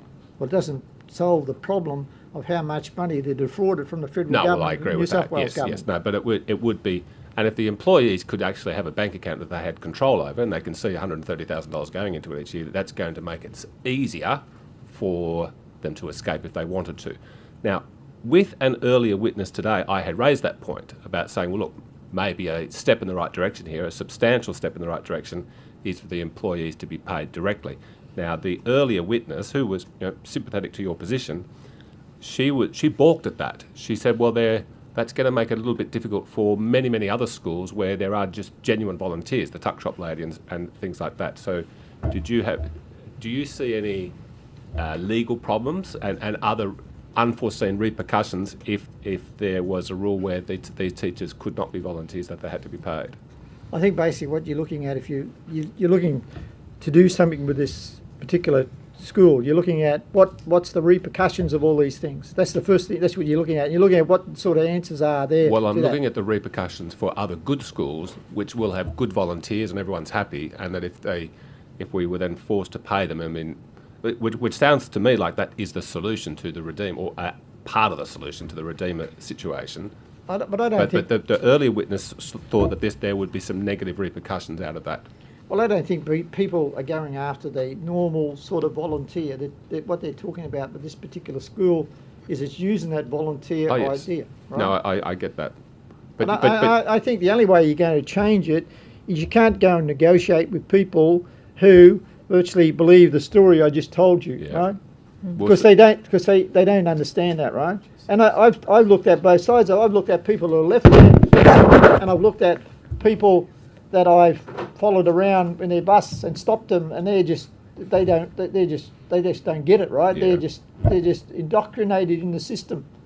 And virtually you've got an asset, and you've got to work out how do you return the asset to public ownership. How do you put teachers back in there? How do you get the thing back to where it should be? And you certainly don't do it by consulting with people who put it in that shape and think like that. What are you going to get? You're going to get the same thing, and you can't pick out which ones you like and which ones you don't. You've got to clean them out, and you've got to put in your own teachers. You've got to put in your own administrator. Yes, you can have volunteers here. That depends on how much work they do, whether you've got to pay them or not, right? But they're going to get paid a teacher's wage. You're going to get paid superannuation, which they never got before. They're going to get paid with workers' compensation, all these things. And what you've got then in New South Wales, you've got a school which operates like a school. Whether it's a private school or a public school, it's providing the services that you pay for, I pay for, that you want. So as far as all those other people, they got themselves into this mess. They did it, not anybody else. We didn't put that structure in place. Mr. Glossop, Right. You have considerable accounting expertise and expertise in a bunch of other relevant areas, but obviously your passion and your determination in this particular issue is not just about the numbers, but about the people involved. And I know that from having read everything that you've provided. One of the greatest concerns, well, there's a lot, but one of the big concerns that I have from a lot of the evidence we've received is how this mingling of, this sort of, I guess, a conflict of interest between church and school, and the intermingling is creating a high-risk environment for child abuse and child sexual assault. Mm-hmm. You mentioned just before about the student who suicided. Mm-hmm. In the information that you've given to us, my understanding is there was that person, who I won't name, was a alleged victim of sexual assault. That's right. Is that something that you I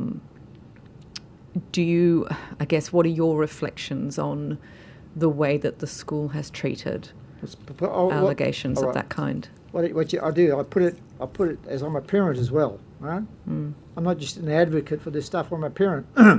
If I sent my kid to a school and there was sexual abuse or sexual assault going place, just like everybody else, right, I would bring it to everybody's attention and want something done about it. I wouldn't let it keep going, right? And that's what has been happening here. And that's why I'm saying that all these people who put their kid in that school and puts it there genuinely see that they got a good education and these sort of things happen should be taken out of their hands.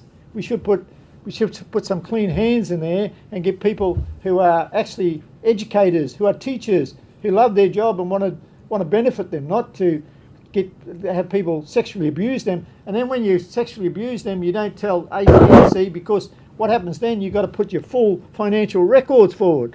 At present, they just want to put in the number they got and that's it. They don't have to do anything else. So when you look at all these little loopholes in the system, you can see what happens. I think basically what you need to do, I don't know whether the New South Wales government can do that, but I would put in, you've got to put in a sort of a cohort of people who can go and analyse this thing and come to the proper conclusion. I don't think there's any other way you're going to get there. If you dingle with this idea that some of them are good and some of them are bad, you've got to treat them all the same because they're all there. They haven't left, right? And they think the same way. When I went there to protest, which I did, right, the best thing I took with me was a camera, a video camera. You would think, why would you take a video camera? When I had the video camera and I put a video camera, guess what happened to them, those teachers? They run away and hide behind cars, they hide behind trees, because they don't want you to they don't want to be exposed to all this sort of stuff. And basically, that's what everybody's told you about that place. That is what's wrong with it. It's got a disease, right? It's like a cancer going through that whole community and people are getting affected by it. And it takes 20 years for them to open up their mouths and say something about it. That's just absolutely wrong. Thank you. Any further questions? We are over time, Yes. but just... He keeps looking at me with fascination. I'm still here. Thank you so much. I do apologise for the inconvenient microphone. That, That's all right. I just got in my way. For people like you and I who like to talk with our hands, it can Yes, be a we bit do. challenging. I like to be passionate. Yes. Thank you so much for your evidence and again for everything that you've provided for us. To the extent there are questions coming from the committee members as supplementary questions, the committee secretariat will be in touch. But that Okay. concludes our time with you. Thank you so much. Nice meeting you. Have a nice day. Thank you.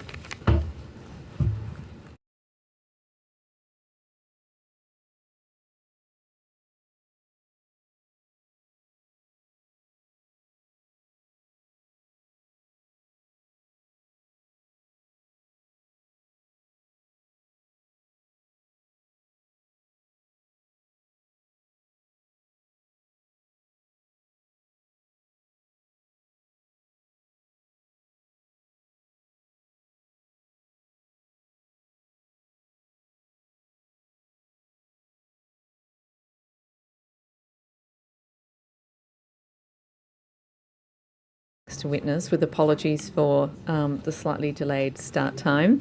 If I could ask you to please state your name and position title and then swear either the oath or the affirmation.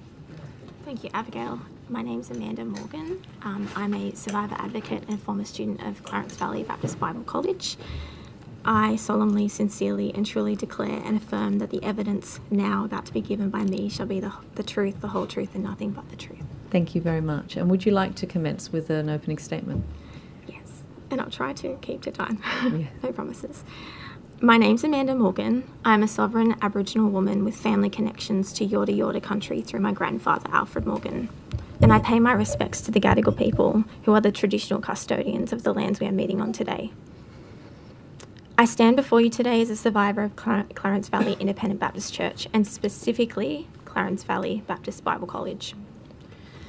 In 1997, I was invited by our next door neighbour to attend Sunday School and Sparkies, a youth group for children in kindergarten to year 2.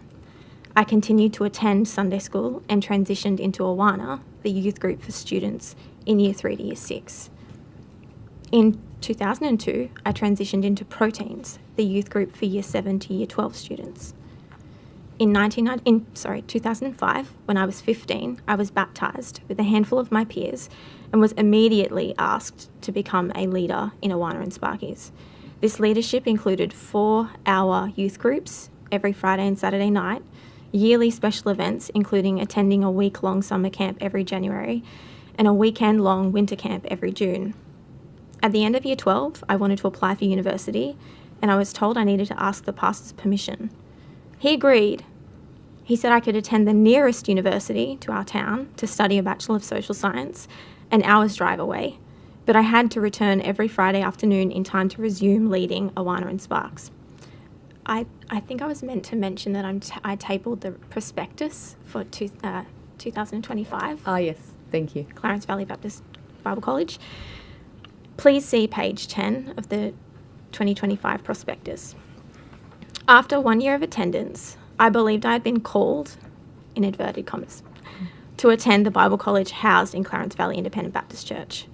I inquired about whether the college was recognised by the government as a registered training organisation, and the pastor told me that he had applied for registration 3 times, but that the college was recognised by a Baptist college in the United States.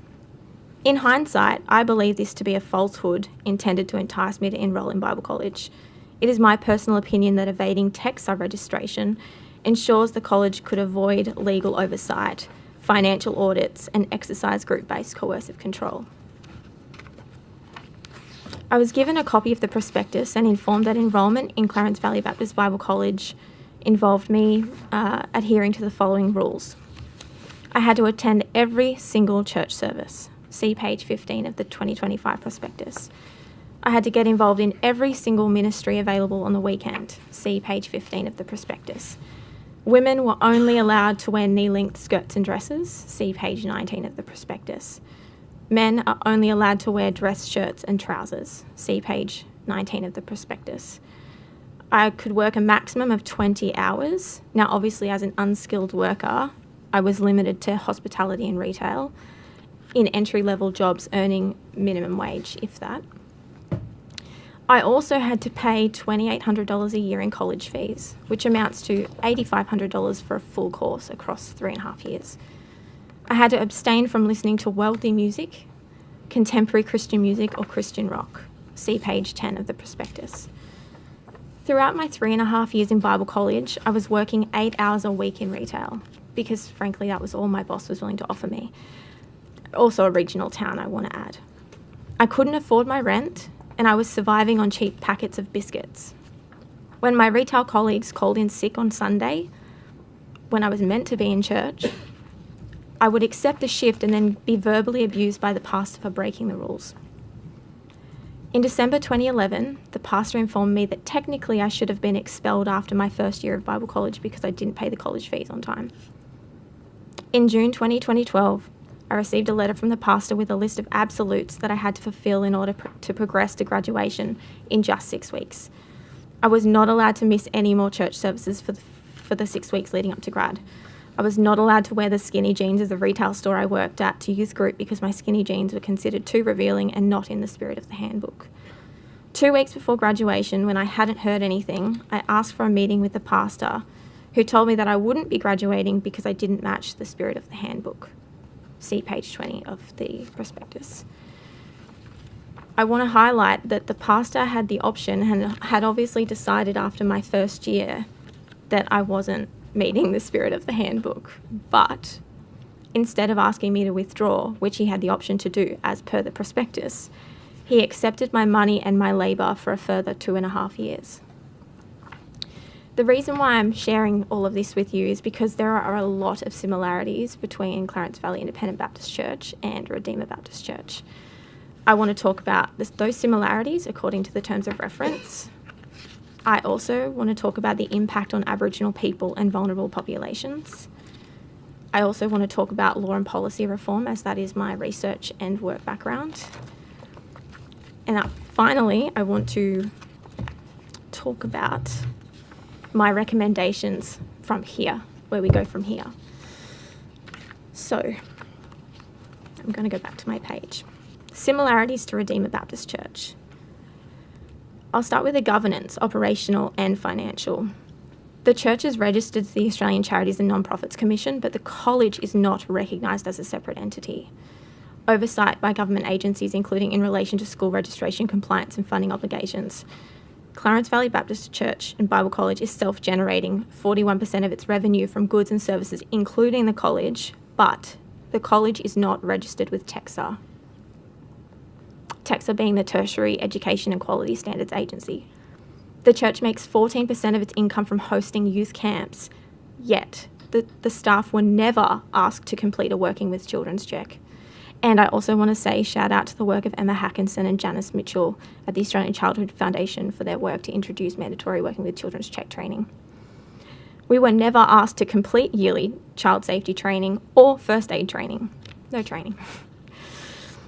Employment conditions and arrangements. No members of the Bible College staff have any formal teaching qualifications.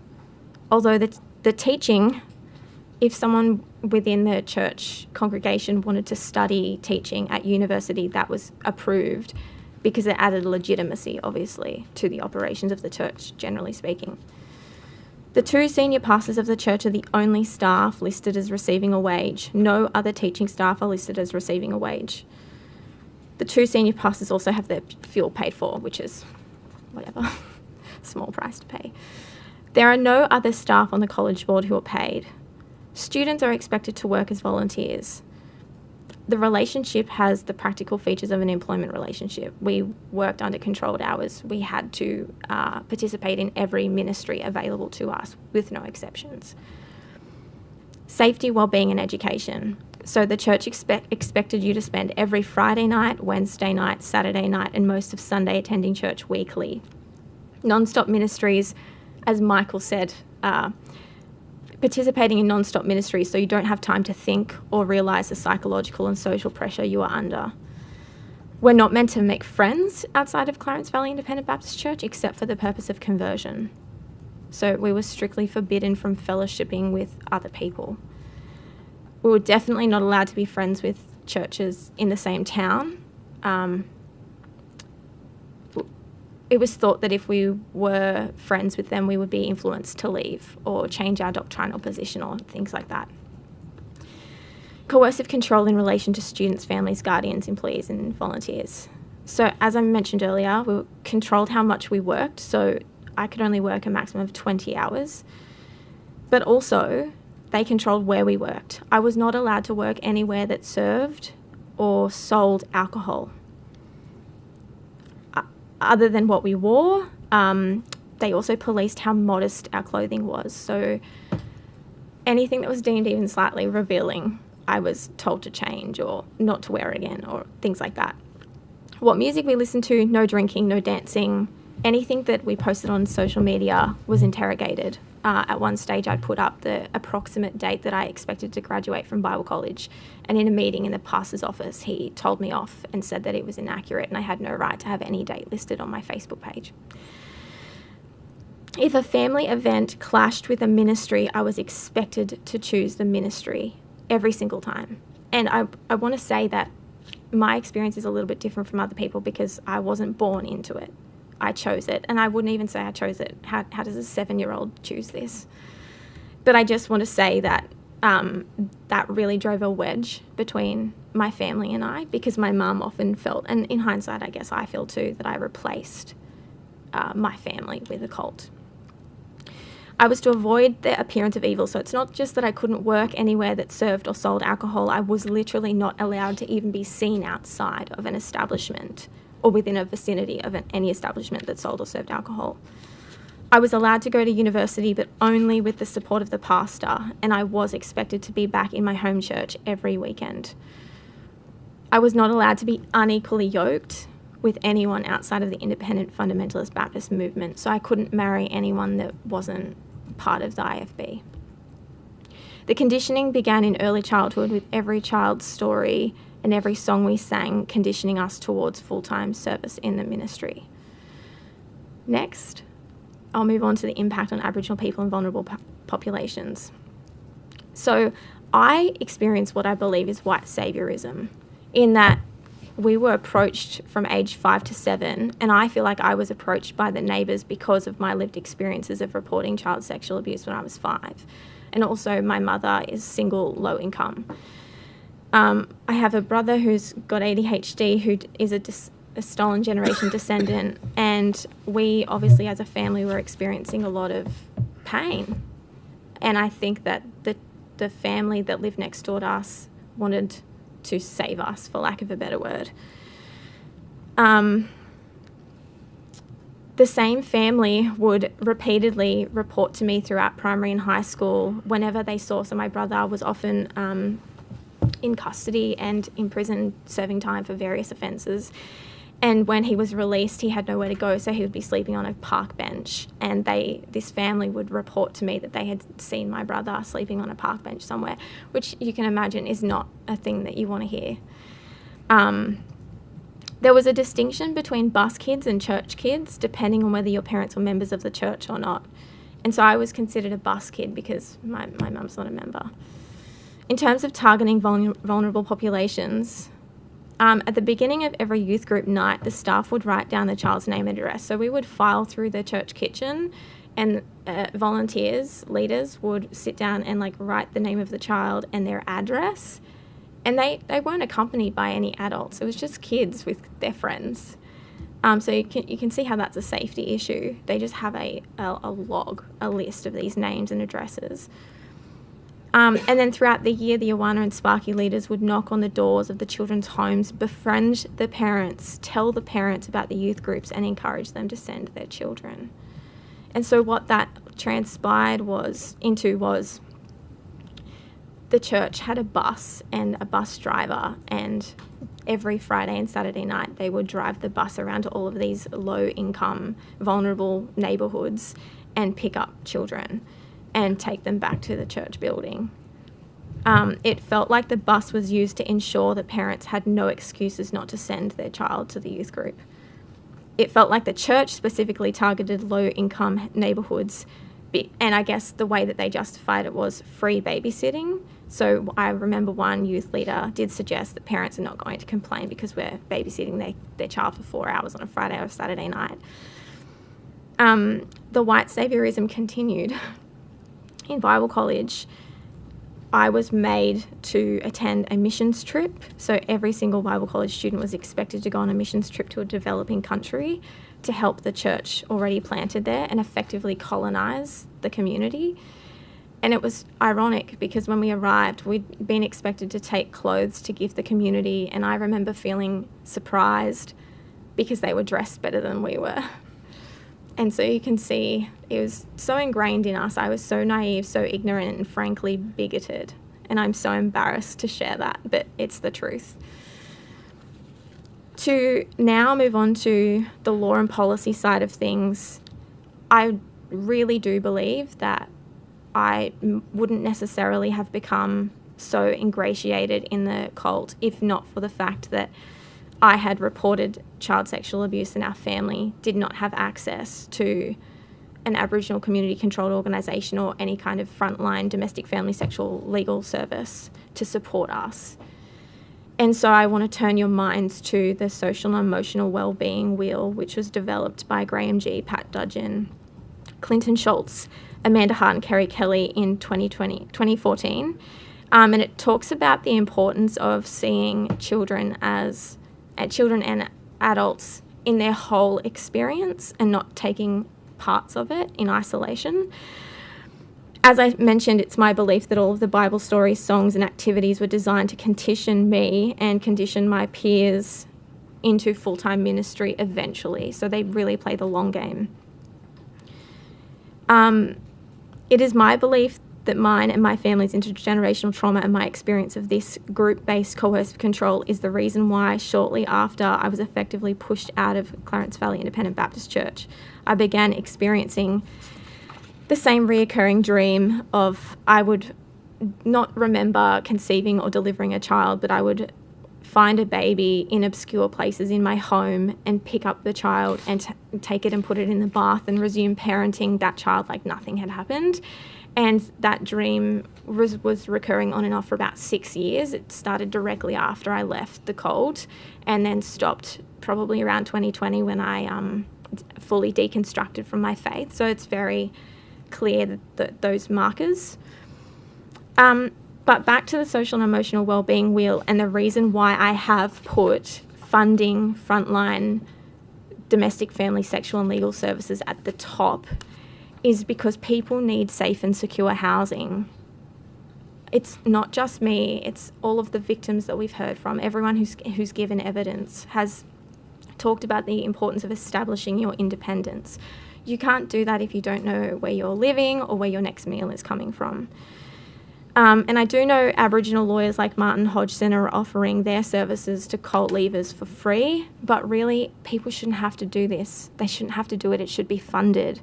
And I understand that legal aid and places like that are under-resourced. I get it, but I need to say it. I also wanted to discuss, secondly, the expansion of the ACNC's core benefit test. So the Charities Act 2013 Commonwealth lists 12 charitable purposes, and the Clarence Valley Independent Baptist Church puts theirs as advancing religion. To register for the ACNC Commission, the charity must meet the core benefit test, which is that an organisation's core purpose must be charitable and directed at the public benefit rather than focused on providing private or member-only advantages. And what I want to say is that the ACNC only looks at a charity's constitution, typically, not at its activities. I think there is actually a test, a legal test. The Victorian High Court in Church of the New Faith versus Commissioner of Payroll Tax, Vic, set out a two-step test for what is advancing religion. Number one, its belief in a supernatural being, thing or principle, and number two, its acceptance of canons of conduct in order to give effect to that belief. I think that if the ACNC can rely on this second part of this two-step test to require that organisations prove their canons of conduct to fulfil one of those charitable purposes, then they would see that and in so doing request information like profit and loss statements and auditing registrations of camps. They would see that churches like Clarence Valley Independent Baptist Church would fail this test because most of the registrations to attend the children's camps, which again is where most of their profit comes from, those registrations are primarily from children whose parents are members, as in it's benefiting the church. It's not for a profitable charitable cause. The Bible College is certainly a member-only advantage. If Clarence Valley Baptist Church cannot prove that the youth groups don't just benefit members, that might cause them to lose their charity status. So that's one avenue. Another law and policy reform I want to suggest is introducing trauma-informed education, trauma-integrated legal education into law schools and College of Law. I didn't share this at the top because I didn't think it was pertinently relevant, but I am a Winston Churchill Fellowship recipient. I was awarded the fellowship in 2022, and it was looking at trauma-informed legal practice. And as we've already discussed, there are lawyers who are providing pro bono or no fee legal support to cult leavers. So it would be silly of me not to raise this. Steve Patterson, who supported the Gloria Vale cult survivors, told me in an interview last year during my fellowship that it's so important that lawyers are prepared to meet survivors anywhere, including in the bush.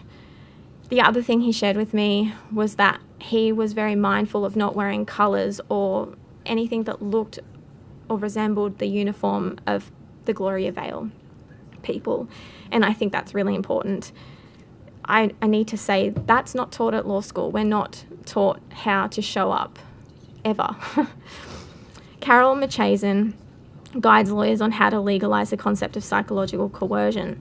Again, psychological coercion, these are not things that we're taught in law school. And I'm not sure that even with the coercive control legislation that it's arrived in the law school curriculums just yet. The last thing I want to talk about is, well, there's two more.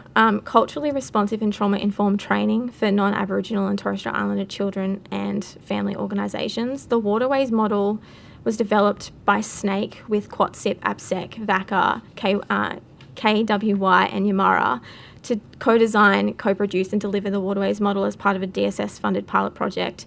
What's amazing about it is it targets it addresses Target 12 of the National Agreement on Closing the Gap, and is also aligned with Action 3C of Safe and Supported. And the acronym stands for Weaving Anti-Racism, Trauma-Informed Education, Responsiveness with Wisdom, Awareness, Yarning, Solidarity. And the reason why I wanted to share that is because that Waterways model speaks to all of the things that Aboriginal and Torres Strait Islander people care about, which is connection to land, which goes back to the social and emotional wellbeing model. Everything is related. We can't pretend that these models don't exist, and we can't pretend that they don't work. because they do. And I've just given you the data to prove it. The last one I wanted to mention, and it would be remiss if I didn't, but I'll be quick, is to install an independent commission against coercive control. I personally don't necessarily believe in continually criminalising coercive control, and we know from Aboriginal and Torres Strait Islander advocates that often not even misidentifies, it deliberately targets women. And I don't want that, so I need to have that on the record. But I do think it is important to have an independent statutory authority that has power, not in criminal law, but in civil and administrative law, that investigates systems and can compel organisations to produce documents. Thank you. Thank you. That's been an incredibly interesting and also disturbing opening statement.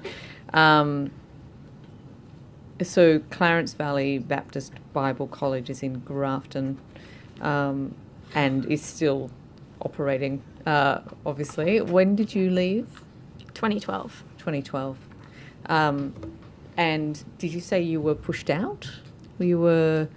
I feel like being denied a graduation is a pretty strong sign. Yes, fair enough.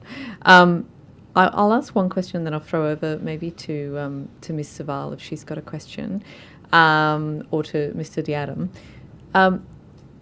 When we look at these high control, coercive groupings that we, some of us had not really thought about prior to this inquiry and now giving a lot of thought to, what do we need? You've touched a little bit on this, but what would we need in terms of a response if we were to, I guess, break up or intervene in that sort of a grouping? Like in terms of survivor support, you've mentioned access to lawyers.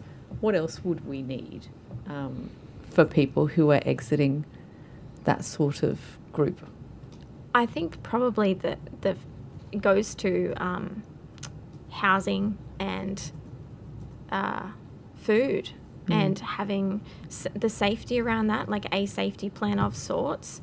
I can't speak to what it's like to flee in the way that the other victim survivors have, but if you have you have vulnerable populations who have disclosed abuse and they're not receiving support. Something I forgot to mention in here, and I really should have, and I'm so glad you asked the question, Abigail. Thank you. The pastor refused to disclose or report any disclosures of abuse that came from members of the congregation to authorities.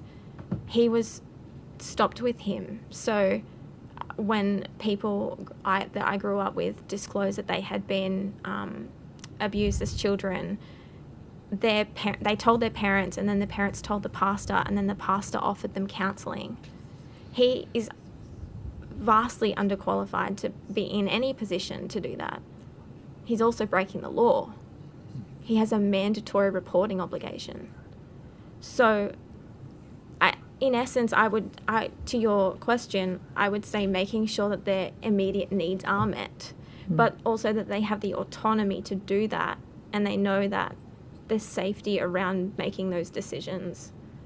So do they have a vehicle? Can they move from location to location safely? Do they have somewhere to go that's more than 2 nights? Kind of thing. Thank you. Ms. Saval?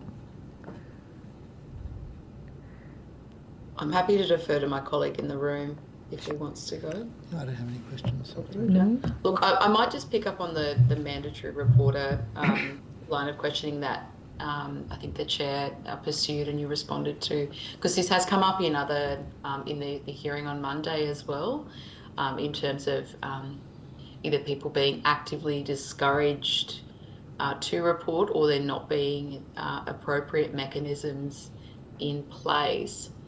To your understanding, obviously you were a student, so a slightly different perspective. But what was your understanding of any process that may have been in place, and indeed, was there any point where you raised concerns in any way to teachers or pastors and had that dismissed? Yeah, I did have an incident where I received an email. I actually received it was a flippant remark from a peer who was about to ask me a question and then decided, he said, "Oh no, you would never do that, don't worry, it's so silly." And I later found out that an email had been circulated offering oral sex to some of my male peers. And I believe I was 14 or 15 at the time. And one of those male peers actually came to my house and asked me if that offer was on the table. And when I said, "No, what are you talking about? Why would I do that?" He's like, "Oh, I just got the email and I wanted to see." So he actually showed up on my doorstep.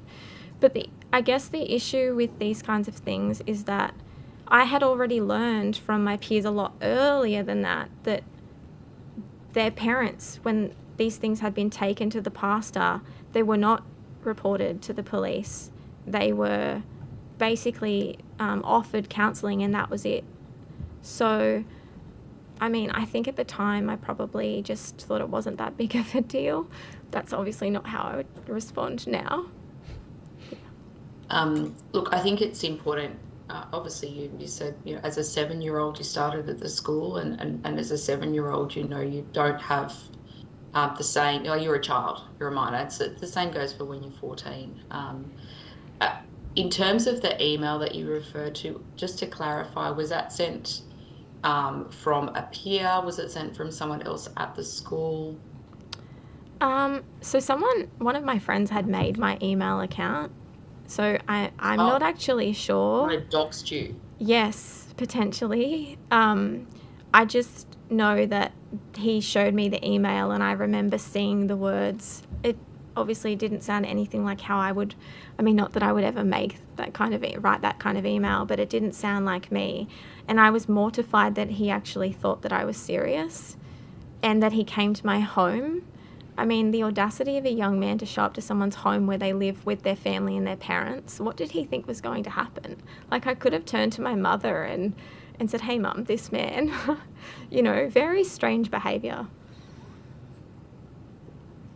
Yeah, and so did you, that wasn't something that you raised with the school at all down the track?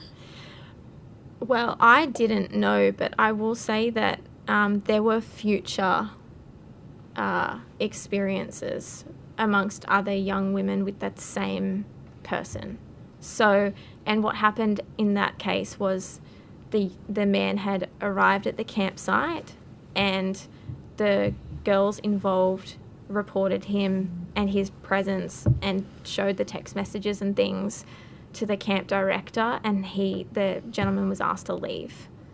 But as far as escalating that beyond to police or to Child Protective Services or any other regulatory agency, there was nothing. Thank you. That's concerning to hear. Yeah. Thanks, Chair. Can I just ask, we are running out of time, unfortunately, but in terms of your experiences at Clarence Valley Baptist Bible College, did you make any complaints to any authorities or alert any authorities, particularly in relation to the funding and things like that? Did you do any of that? No. Do you know if there are other survivors of the college who have, come forward or made complaints? There was murmurings that a lot of especially the men, so at the church split in year 11, and a lot of that split had to do with the lack of autonomy and the group-based coercive control, and the sense that the men who had attended Bible college had realised sometime during or after that it was illegitimate as a college, and that they had wasted significant amount of time and had put their families through financial stress and all of those things. But it was just remarks. I don't think that anyone escalated it. I'm just concerned that we have another sort of case of, okay, we'll consider that. Did you have any final questions? No, thank you. That concludes our time with you. To the extent there are supplementary questions, we'll be in touch. But thank you so much for coming and sharing the benefit of your experience and expertise. That concludes our session with you. We're going to take a lunch break and we'll be back at 1:30. Just checking everyone's all right with that. A bit of a shorter break. Okay, 1:30. Thank you.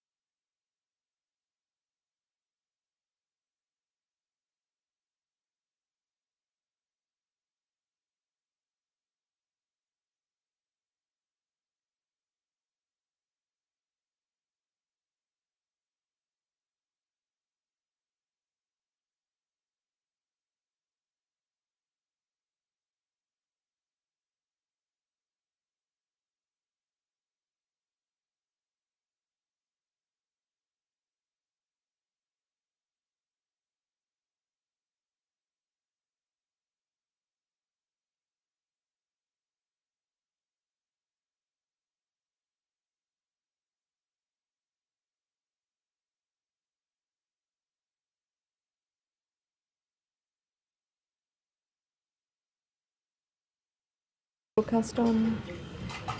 Thank you. Okay, welcome back.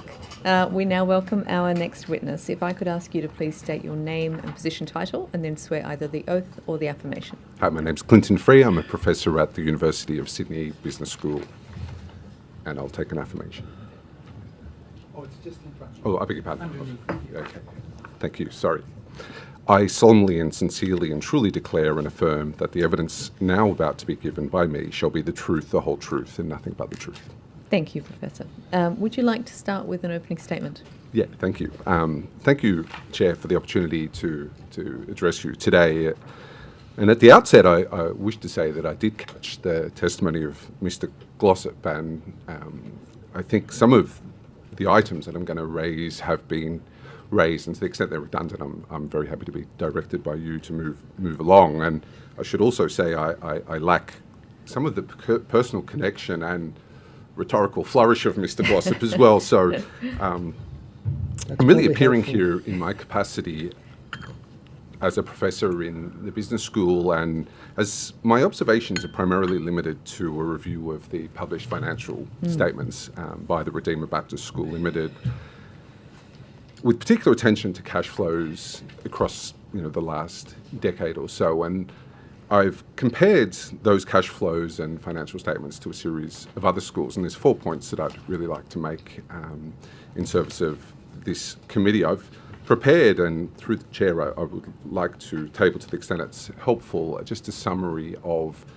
the cash flows that I'm talking about across the last decade by the school, to give a sense of the scale and proportionality of the things about which I'm going to speak. And there's four points that I'd really like to raise, and really they're in the context of what I think are the generation of red flags that I hope this committee is able to prosecute and look into with greater depth. The first is, and it's a point I think that's probably been made many times already, but is the anomalous accounting of labour in the school's model. And we see a substantial school that really does not publish conventional separately reported employee costs in ways that I cannot see any parallel in any other school that I have looked at. And if we look at the cash outflows of schools, and I took a sample from a database, we would see that the majority of their outflows would pertain to employee costs, and in this case we're incredibly far from that. And I think from an accounting and governance point of view, the first point is it raises big questions about the classification of volunteers versus employees, about potentially issues pertaining to fringe benefits tax, and I appreciate that issue's already being raised, the accessing of Centrelink, and the regulation of schools. It strikes me as odd that our regulator isn't triggered when we have a school that has next to no labour costs in the face of the issues that I've just identified. The second point I want to make clear is that the financials of the school certainly don't paint a picture of an organisation that's under financial distress and needing to draw heavily on volunteer workforce. Across that period of 2016 to 2025, which is the latest financial report, we see the school generated tens of millions of dollars in revenue, and it invested in property, plant and equipment in the order of about $25 million over the decade, just in the last decade. And the red flag that immediately strikes me is, as I understand it, Section 83C of the Education Act sort of obliges any school that's accessing public funding to do so for all the funds generated to be used for the operation and educational benefit of the school. And given what I understand to be accessing of lots of property, that seems to me to be something that requires this committee's attention. The third point that I wanted to make is really one about something I find opaque in the financial statements, which is the service charges that are paid by the school. I think they're not very well documented. They total in that 10-year period to almost $30 million, and I'm certainly they're not presented in a way that I'm able to make much sense of, and I appreciate that Mr. Glossop made comments pertaining to that reflect a greater depth of knowledge in that, but it certainly seems to me to be something that this committee requires to attend to. And the fourth and final point I wanted to make was just a broader issue about public funding accountability at this school. I always tell my students at university that financial statements are numeric stories, and the story that this set of cash flows and financial statements seem to tell to me is it's a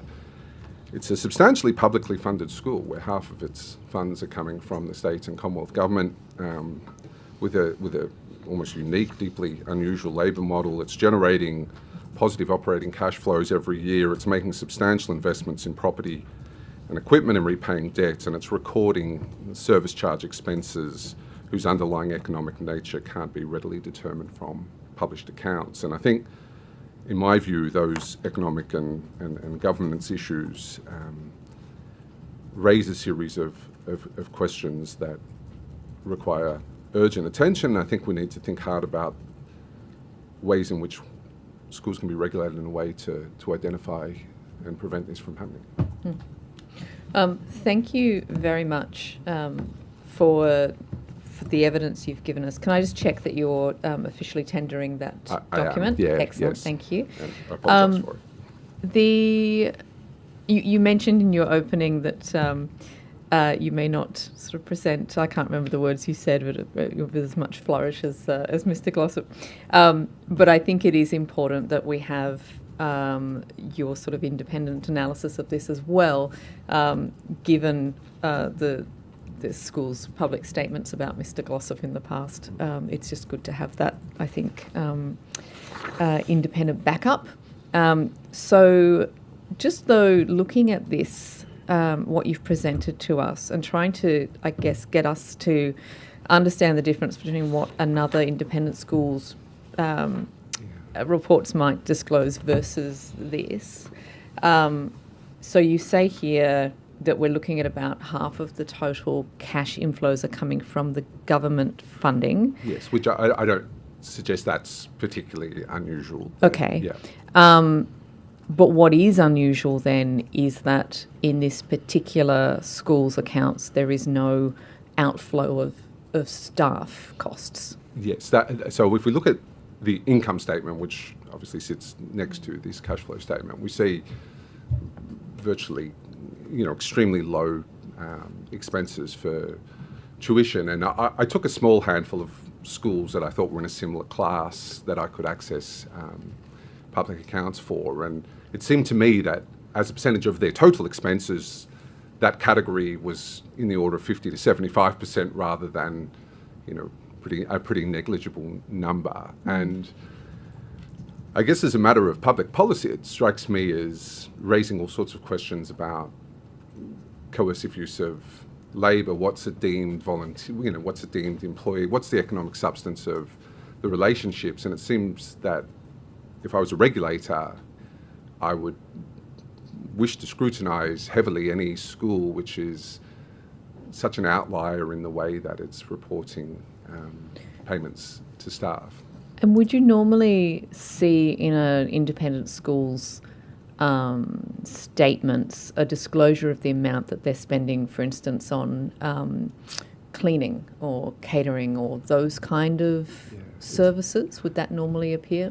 Yeah, it's a great question. So certainly in the income statement, we'd typically be able to get some sort of breakdown. I think the requirements for reporting under the ACNC financial disclosures are at a level of abstraction that I think make really detailed analysis difficult. And I think in some ways the point I'm making, there's an unsatisfactory element to them, because part of what I am saying is it's a little bit opaque to read into. So one item in particular that strikes me as difficult to understand is the service charge and what it constitutes and how exactly that is formulated. Yet over that period, it's in the order of $30 million.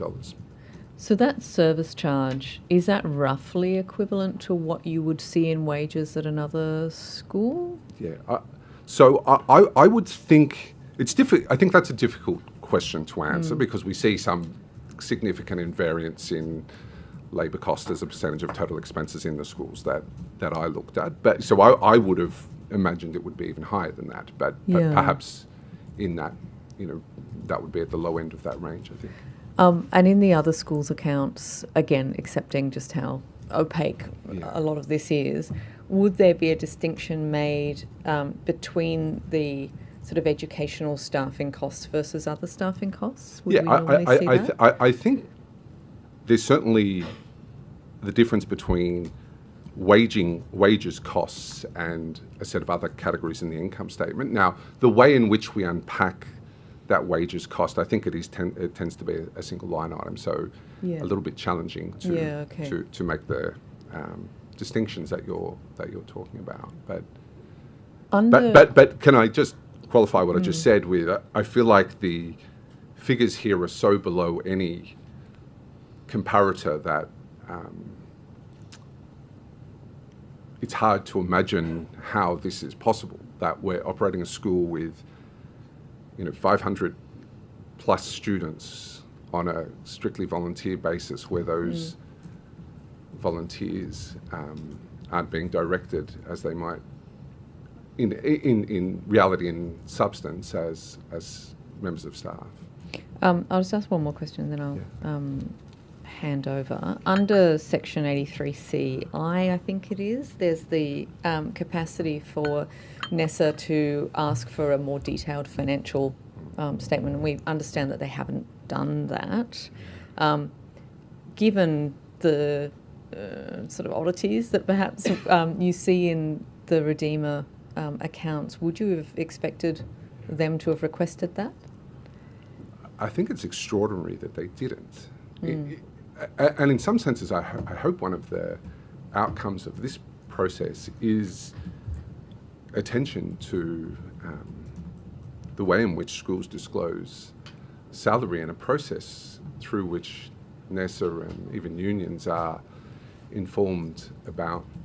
It just strikes me as an incredible red flag to have a substantial school that's receiving, some $50+ million of public funding, disclosing virtually zero as labour costs without attracting the attention of the regulator. Mr. Diadam. So what was where's the source information coming from?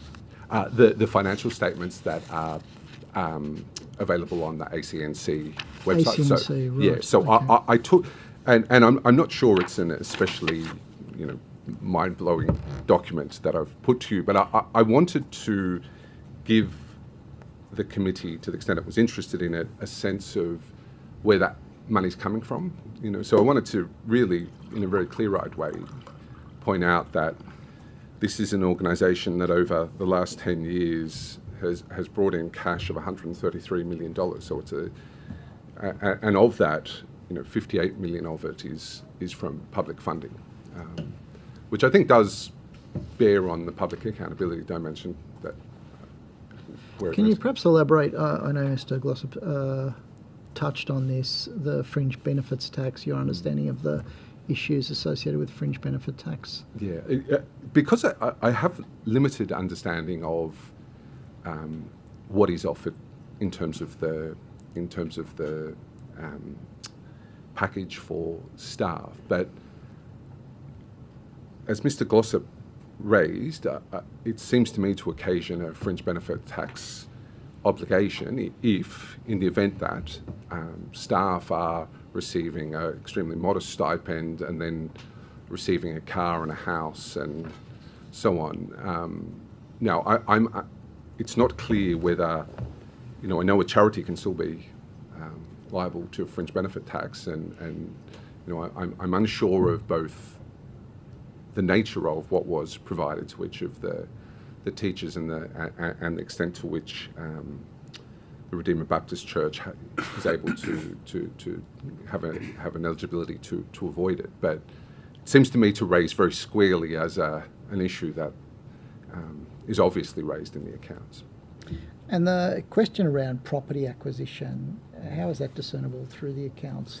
So we can see in the balance sheet, we can see that the school's property, plant and equipment line in its balance sheet has increased by some $25 million over the period. Now that would be recorded at cost. So, and again, it's not easy to determine which properties pertain to which amounts, but that would seem consistent with me with a pattern of buying properties, and my understanding from reporting on this is that it's the schools controlling a number of properties. And I guess when I read that and saw that growing acquisition of a property portfolio, it certainly raised this idea in 83C that if a school's, how is that consistent with, to the extent to which that is consistent with the effective operation of a school.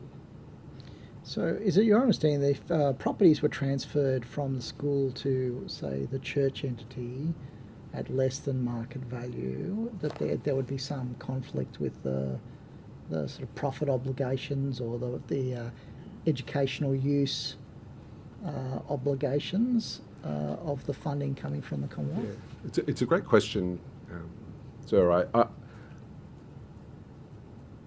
I guess the point I'm wishing to highlight here is how does the maintenance of a growing property portfolio sit with an obligation to commit what is, at least in substantial way, half public funding to the operation of the school itself. And absent the sort of detail of exactly which property and in what way, I'm reluctant to make a strong statement to that effect. But just on a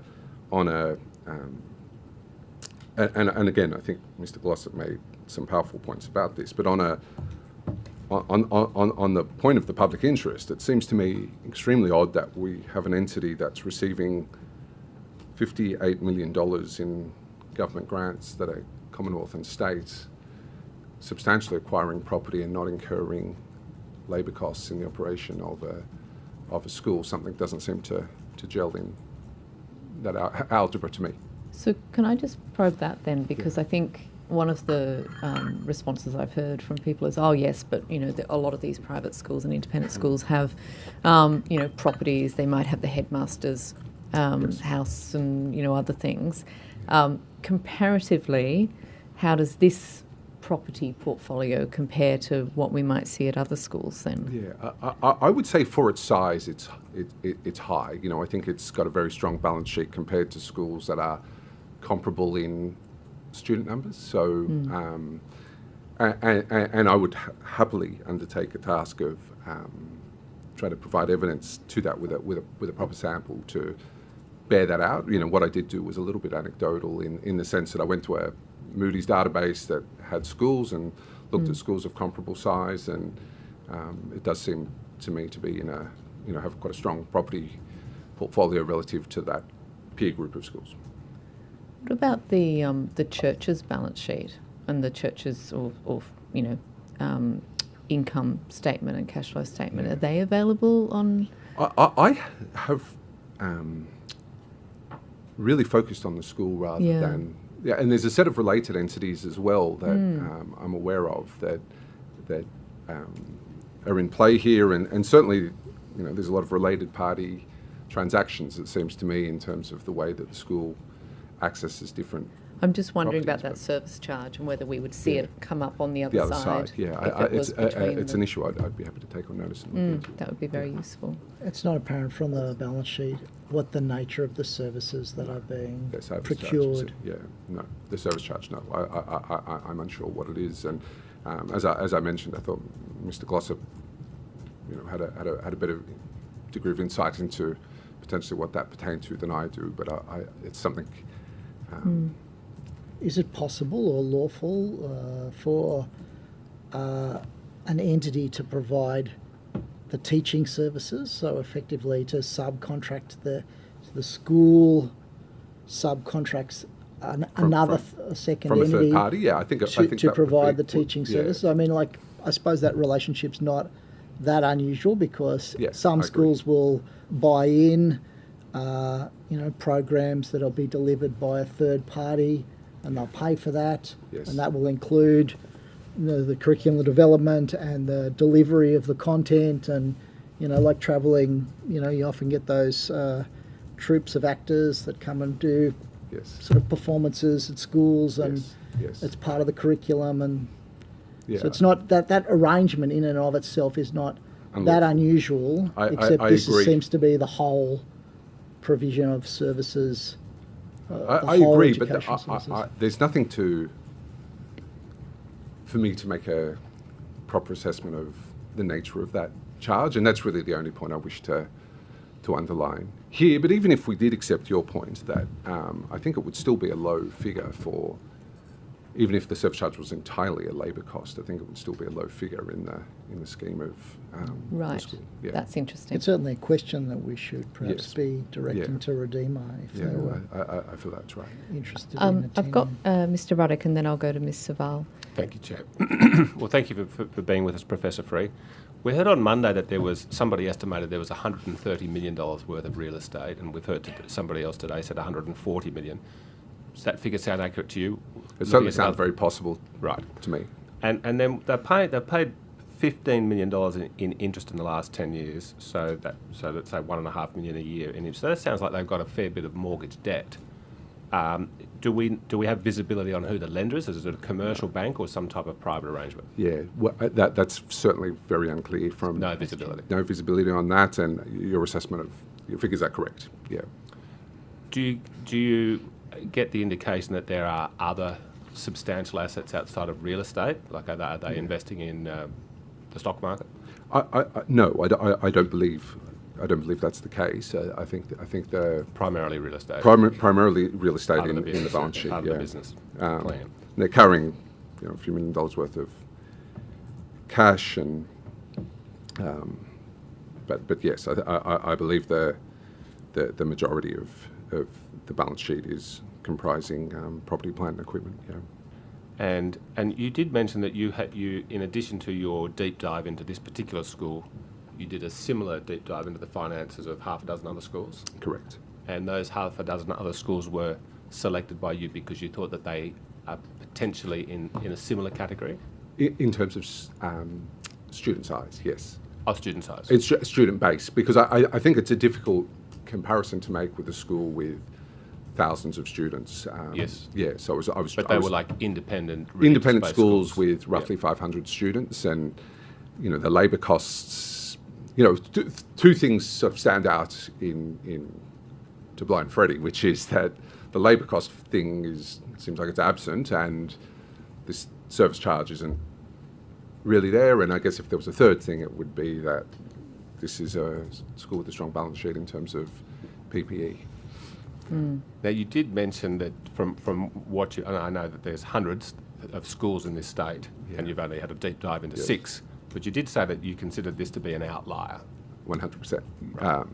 I think I would be very comfortable going on the record to say that the labour arrangement here, I did look at a bunch of other schools, and I couldn't find anything like a situation where there's, the figure for tuition and labour expenses is a tiny percent of, it's typically the majority of the income statement. So it's a huge differential. Yes. Thank you, Chair. Ms. Saval. Thanks, Chair. Thank you so much, Professor Free, for attending, but also for preparing the cash flow summary. It's very useful.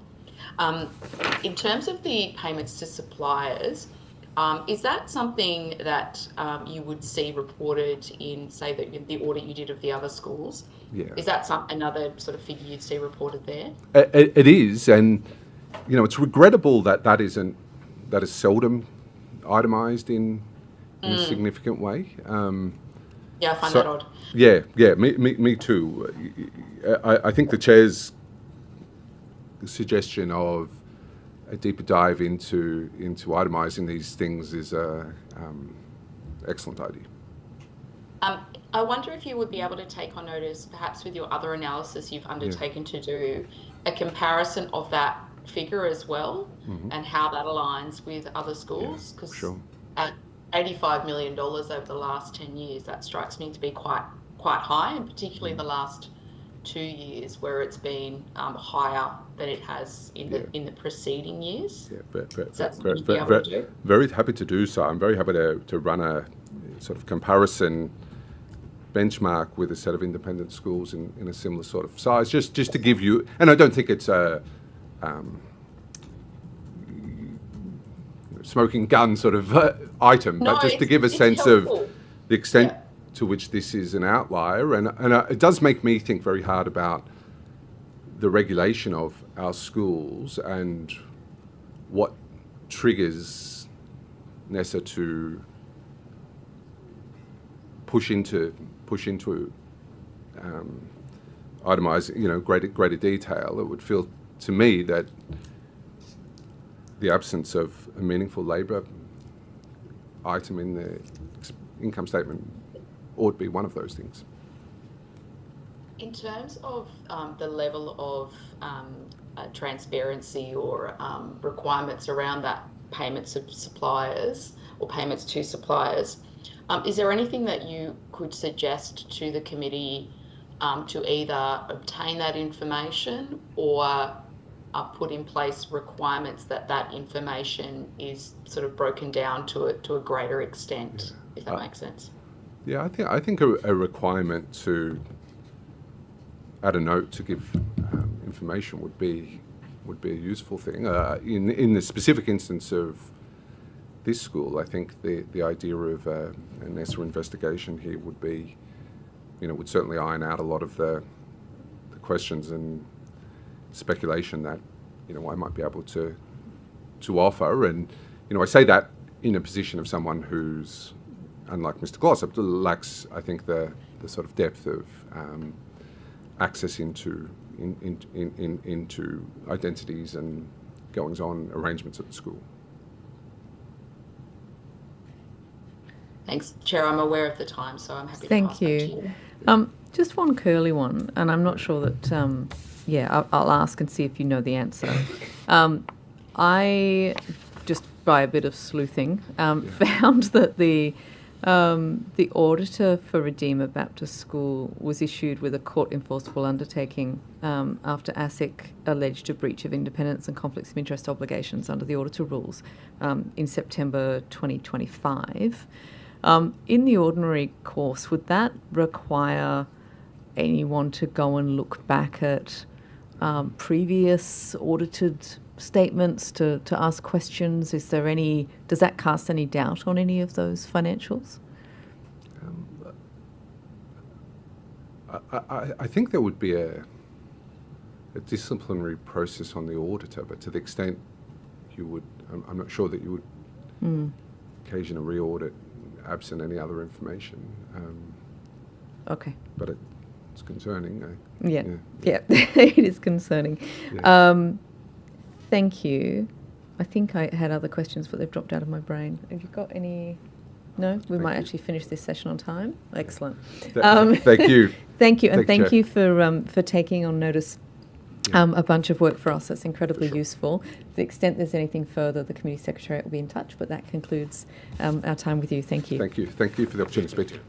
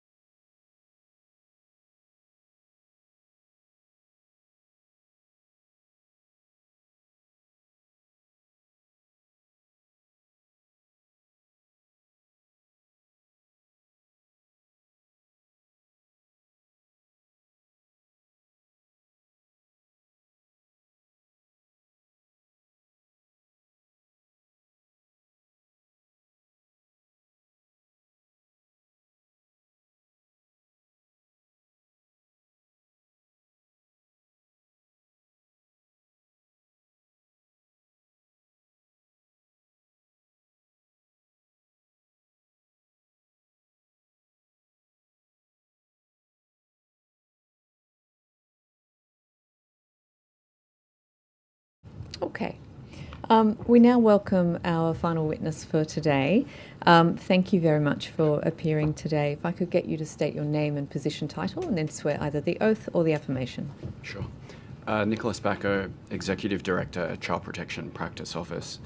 I solemnly, sincerely and truly declare and affirm that the evidence now about to be given by me shall be the truth, the whole truth and nothing but the truth. Thank you very much. And would you like to make an opening statement? No, I know you've got limited time, so happy to defer to you. Very good. I'm not sure if you read the article that was released on Sunday in Sydney Morning Herald that talks about basically Redeemer Baptist Church being banned from taking in children of the state. Have you seen that? I don't recall that specific section. I've read a number of the media reports about Redeemer Baptist before appearing, but I don't recall that specific section. So the allegation here is that by 1981, the Department of Youth and Community Services had banned Redeemer Baptist community from caring for children in need of substitute care. Is that something that the department is able to confirm? I'd have to take that on notice. Thank you. That'd be very useful. If in fact they were banned from caring for children, would it be a surprise to you that they were allowed to then operate a school? Without knowing the detail of the ban itself, I'd have to take that on notice as well. Okay, that would be very useful. How many risk of significant harm reports has DCJ received relating to children enrolled at or residents on the grounds of Redeemer Baptist School? So in order to ensure accuracy, I'll take it on notice, but I can tell you it's in the region of approximately about 15, I think. About 15 over the period of time it's been operating? So no. We have changed record-keeping systems a number of times, as you can appreciate. What I can tell you is there's about 15 from 2004. From 2004? Yeah, but I can take on notice whether there's an opportunity to provide something since they operated, if you'd like. That would be useful, but also understanding how many of them were from the school themselves or from teachers at the school as opposed to external to the school. Do you have that information? I'd need to take advice. Obviously, there's a number of restrictions around identifying reporters, but happy to take on notice and provide what I can. There's been some allegations made in this inquiry, in submissions and in witness statements that the ordinary mandatory reporting procedures are not being followed at the school. Obviously, if we had some indication of whether or not some were coming in from the school itself, it might alleviate some of those concerns. Sure. Does DCJ have any concerns about the mandatory risk reporting at the school and whether or not it is being complied with? I think it's fair to say that based on the evidence that you've heard and I've heard as well, that it's apparent that a concern has been raised about mandatory reporting. Has DCJ ever commenced care proceedings in the Children's Court in relation to a child associated with Redeemer? It's a difficult question to answer because just of the nature of those proceedings and the period of time when a child may or may not be attending the school. So I'd have to take that on notice. Okay. The school alleges that every child protection allegation has been reported to the relevant external authorities. Taking into account what you've just said, perhaps you'll have to take that on notice as to whether DCJ's records support that assertion. Yeah, and certainly we'll have to consider, of course, whether any of the evidence raised in this inquiry represents something that needs further investigation by DCJ as well. Thank you. Could I just, please. as a point of order, just make it clear that, if necessary, the confidentiality component of answers that you return on notice can be dealt with confidentially by the committee. So if you make it clear, you can provide certain information, but on the condition that it's not part of the public published proceedings. Sure. And I think we can give our assurance that we are not interested in publishing or making public the details of any victim of abuse or any child who's been moved. Of course. We've heard a lot of stories and evidence about homestay at Redeemer. So I don't know if you were listening on Monday as well. Yeah.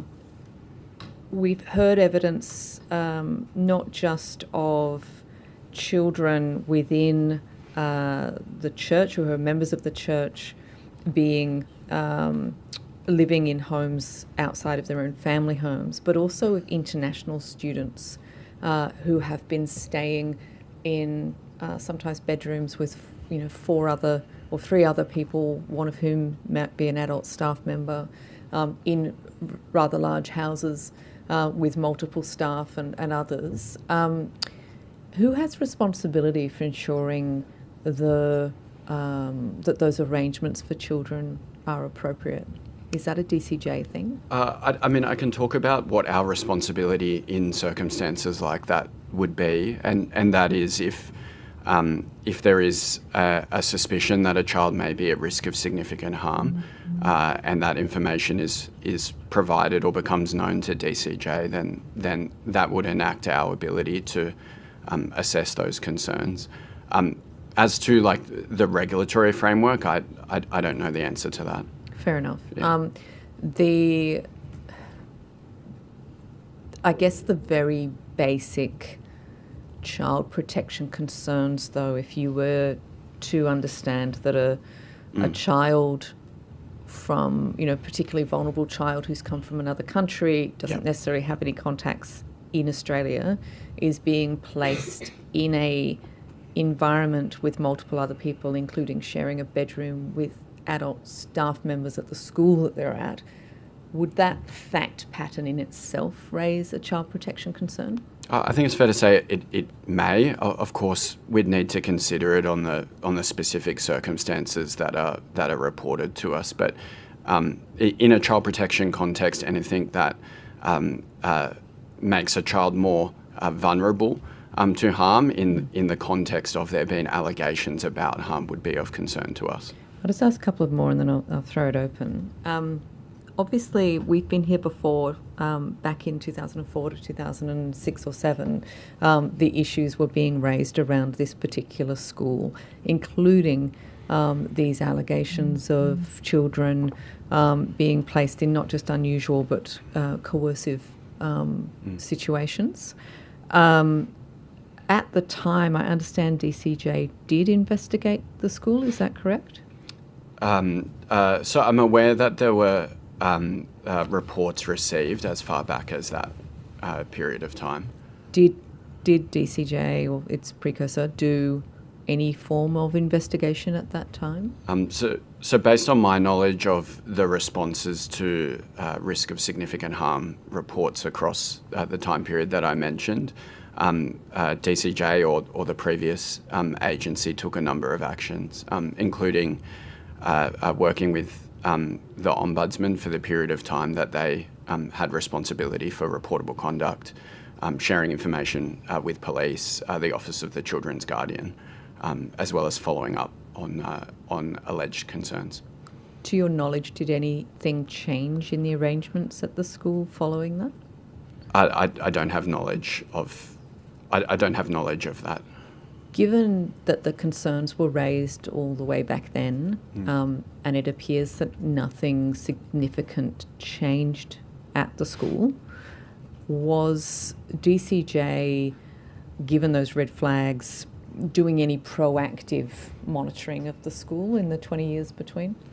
I'm not sure that it would fit within the remit of DCJ in terms of the child protection division within DCJ to do proactive monitoring. It would be a response to a risk of significant harm report that would give us the mandate, if you will, within the legislation to then assess those concerns and respond. So this is similar to, we were talking with the Education Department on Monday, this sort of reactive, responsive role that our departments and regulators seem to find themselves in without the powers to proactively monitor or intervene, given that we have a situation where, at least from 2005, we knew that there were restrictions on people's ability to complain. So whether it's the child themselves or the guardians or the other adults, we reasonably suspected, at least, that there were potential problems with reporting.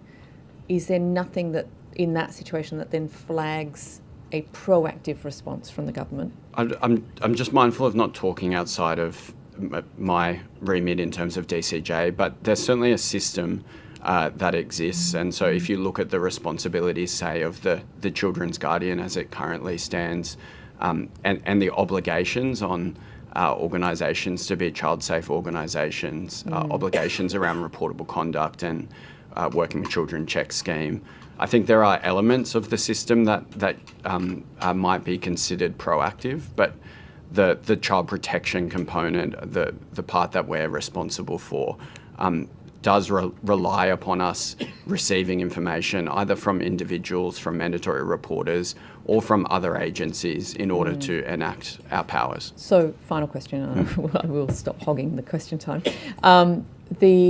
So this committee invited the Office of Children's Guardian to come along and give us evidence today, and they declined. Would that more proactive response be part of their remit? I don't want to answer on behalf of another agency. But do you know, as a matter of regulation and powers and rules, whether they have that? I mean, I've certainly read the Children's Guardian submission to the inquiry, and I think that in and of itself would indicate that they have proactive responsibilities around monitoring compliance with the legislation that they're responsible for. In particular, probably the Child Safe scheme. But they just haven't done it. I can't speak to that. Okay. Sorry, I will pass on to my colleagues. Mr. Dowden? Yeah. I understand that Redeemer Baptist was involved in foster care prior to 1981, and then a decision was made to terminate that arrangement. Are you able to provide any detail around the circumstances that led to that decision? I'd have to take that on notice. Okay. I think that's... I was going to ask about working with children check process, but that's Children's Guardian, so I think... I'll check if Ms. see if McLaren there's someone Jones else got, has a question. I do. Thank you very much, Chair. Thank you for coming today. I've just got a couple of questions. I suppose the first one is for the benefit of this inquiry. If you could just give a bit of an outline of the process and the powers that DCJ has to investigate sort of ROSH reports when it comes to the safety of a student, particularly in that homestay arrangement. What occurs from once that the report is lodged? Yeah, sure. Thank you, Ms. McLaren Jones. I think important probably to start with just by saying that there's no difference, if you will, as to how we would treat risk of significant harm reports about a child or young person in a homestay program or otherwise. We would make an assessment based on those, based on the facts received. And so to start at the start, most risk of significant harm reports are received at the Child Protection Helpline, and there's an initial assessment completed at the helpline to determine whether the information may constitute suspected risk of significant harm. If that assessment is that there is a suspicion for risk of significant harm, then the report would be transferred to another team within DCJ to prioritise that report and make a decision about next steps. And so there's a range of next steps that may occur from that point, including a face-to-face assessment, sharing information with other agencies, making further inquiries, referring the child or young person or their family to services, those sorts of things. We also have the Joint Child Protection Response Program with health and police, which I understand the committee would be familiar with, that investigates jointly more serious allegations of physical abuse, sexual abuse and neglect. In terms of the relationship with homestay programs, of course, it may involve follow-up with that child's family or with the provider of that homestay program, in this case the school. But there's probably not anything more specific than that would apply to a homestay circumstance compared to our usual way of working. And I suppose, and it might be something you need to take on notice, particularly in relation to this matter, at what stage were or if other agencies were brought in, and which agencies were engaged? Yeah, I know broadly, and I can take on notice to be more specific, but I know on various occasions DCJ Child Protection has shared information and or received information from New South Wales Police, from the Office of Children's Guardian, and from the Ombudsman. Okay. On the 21st of July, you wrote or you advised the committee that DCJ wasn't currently conducting any investigation into the school. Is that still the case now? That is the case. To my knowledge, there is not an open case in relation to the school as it presently stands. Okay. And then are you aware if there's any New South Wales Police investigation? I'm not aware. Underway? I'm not aware. Okay. Thank you. Mr. Ruddock. Thank you, Chair. Thank you for being with us, sir. We have heard distressing testimony this week, and from my knowledge of these things, sometimes when there's a closed-off religious community, a small little religious community that's believed that they've got the pure truth and everyone else is evil on the outside. Now, sometimes in those little communities, and everyone thinks it's unusual, sexual abuse is rife. Mm. And sometimes it can be quite a similar situation, except there is no sexual abuse. Mm. Now, the impression I've got from this week is that there is not systematic sexual abuse at Redeemer Baptist School. Do you think, what's your response to that?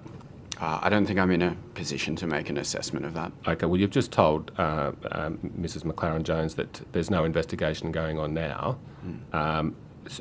There was a spike in publicity on this school 20 years ago. Can you tell us how many investigations DCJ has conducted in the last 20 years into the school? Happy to take that on notice. Right. Well, are you able to indicate, well, there's been some or there's been none? We've certainly received risk of significant harm reports, and DCJ has responded to those reports. The information... So significant harm, so we're talking, what, abuse or self-harm? Sorry, so risk of significant harm is the wording within the legislation, okay. but in layman's terms, that's an allegation of child abuse, essentially. Okay. Yeah. And you triage that, is that right? In terms of the systemic response, depending on how serious you think it is, what's the sort of scope in terms of intervention? Obviously there'll be a full-blown investigation, or is there something less than that in terms of the response? Yeah. In broad terms, once a suspected risk of significant harm report is received by a team in DCJ, there's a range of different responses, ranging from a face-to-face assessment to sharing information with other agencies to seeking further information, other follow-up that is not a face-to-face assessment, referrals to services and those sorts of things. So there's a range of responses. Significant harm in DCJ's definition includes psychological harm? Yes, so if a child or young person's basic psychological needs are not being met or at risk of not being met, then that may constitute risk of significant harm. One of those potential responses to a Roche report, though, is this no capacity to allocate decision, correct? Where there's just no follow-up? Certainly, over the course of the period that we've received reports, yes, that's correct. DCJ recently made a change to the prioritisation process, but yes. So how many of the 15 Roche reports resulted in an inspection, physical inspection? I'll take it on notice, both to confirm the approximation of 15 and the specific response. Thank you. So, Mr. Bacco, one of the most distressing things we heard this week is about kids that are sort of 16, 17, 18, they're still at the school, they're living on the school, and they've made a decision for whatever reason that they want to get out, but it's really hard for them to get out. Now, if somebody was in that situation and they just rang you up and they said, "Someone please help me,"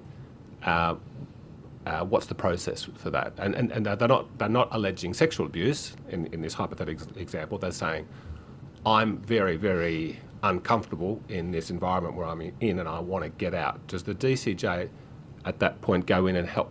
What would be your response if you had that type of information?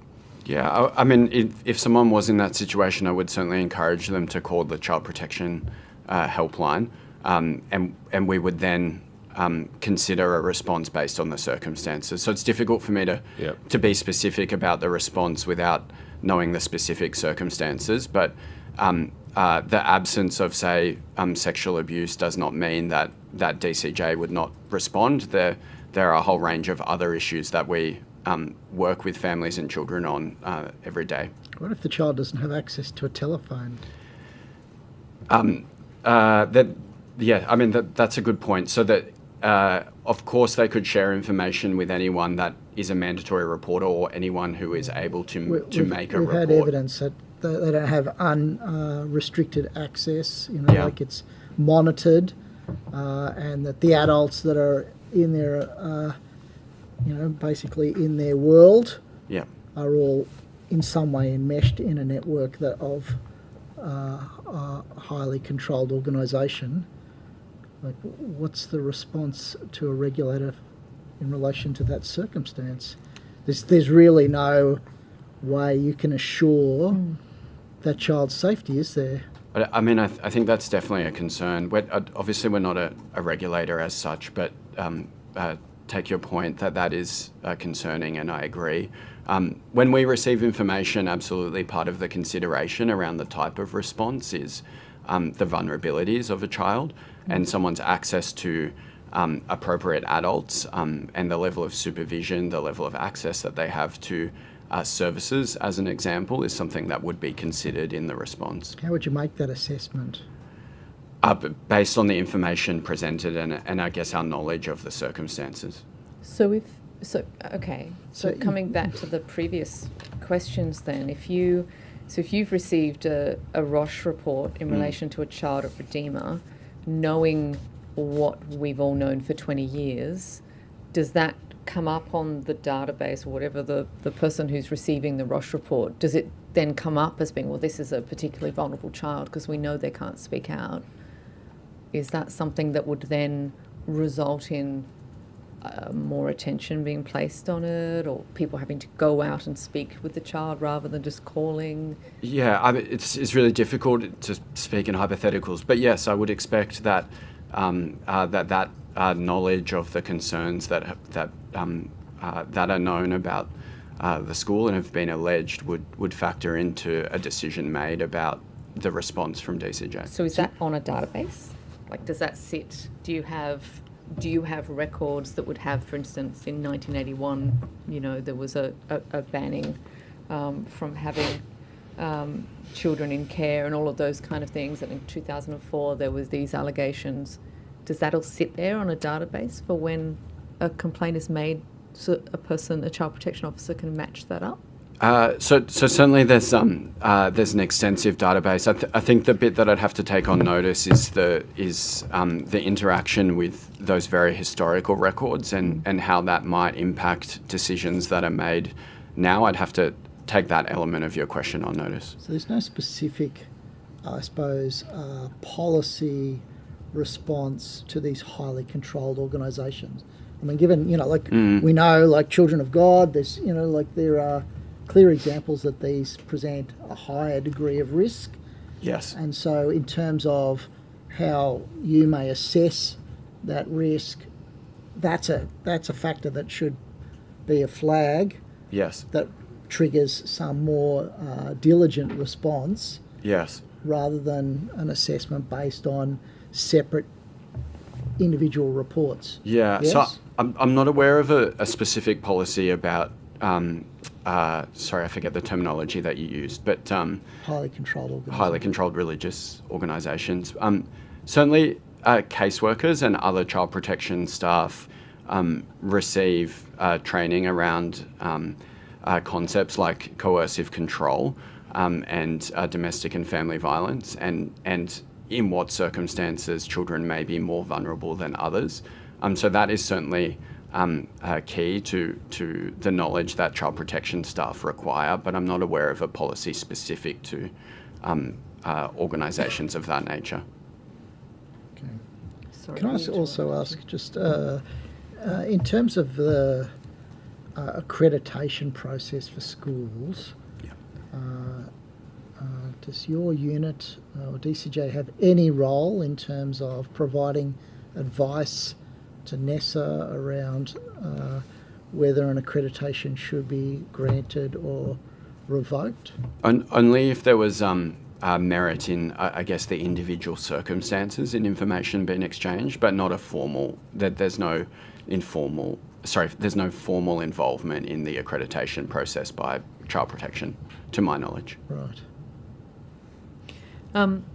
Reporting indicates that at least 50 children have lived in the homes of two of the elders in the school and in the church, Jonathan Cannon and Russell Bailey, since the school opened. Was DCJ aware of that, and what is the response to that? Are there rules around staff, and is that sort of that arrangement seen as being an inherent red flag, or could it be acceptable in some circumstances? So I can't talk about kind of, I guess, the regulatory framework or the rules around it from a school perspective. Speaking from my experience in child protection, I think that raises a concern about vulnerabilities, and depending on the other context, that would inform a child protection assessment. It's difficult to speak generally, but I think on face value, that is something that would require exploration during if there were child protection concerns. The other sort of common situation that's been detailed to us is people being moved from one family within the church community into the principal's home or another home as a form of discipline or some way of behaviour management. I guess the counter, we can look at that and say that's a bit unusual, but I guess the counter to that is, oh yes, as long as the parents have consented to it.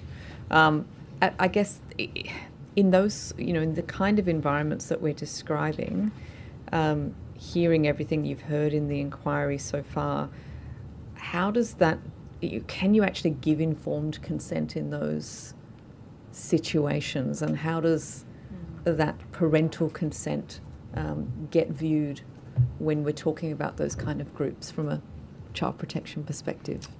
Yeah, I'm not sure I can answer that specifically. I think it would be more a question about the school kind of arrangements, and certainly not something that is covered by the legislation that we work within specifically. What we would be looking at is whether there's whether it might constitute risk of significant harm or not. And so on face value it might, but it would really depend on the circumstances. This crosses over a little bit with OCG, but from a kind of your understanding of the rules, would all of the people on school premises, whether they be teachers or other staff, or even people who are living above classrooms and other things in the school premises, be required to have working with children checks? It's a question for the OCG. Yeah, that was my question. We'll have to ask them again to come and see us. Any further questions from any members? No. We appreciate. Actually, sorry, can I just explore that issue around the transfer of children with it? So this is not a school question as such. It's more the role of parents and guardians, and effectively someone else becoming the de facto guardian, or I suppose guardian's probably the best way to describe it, for that child.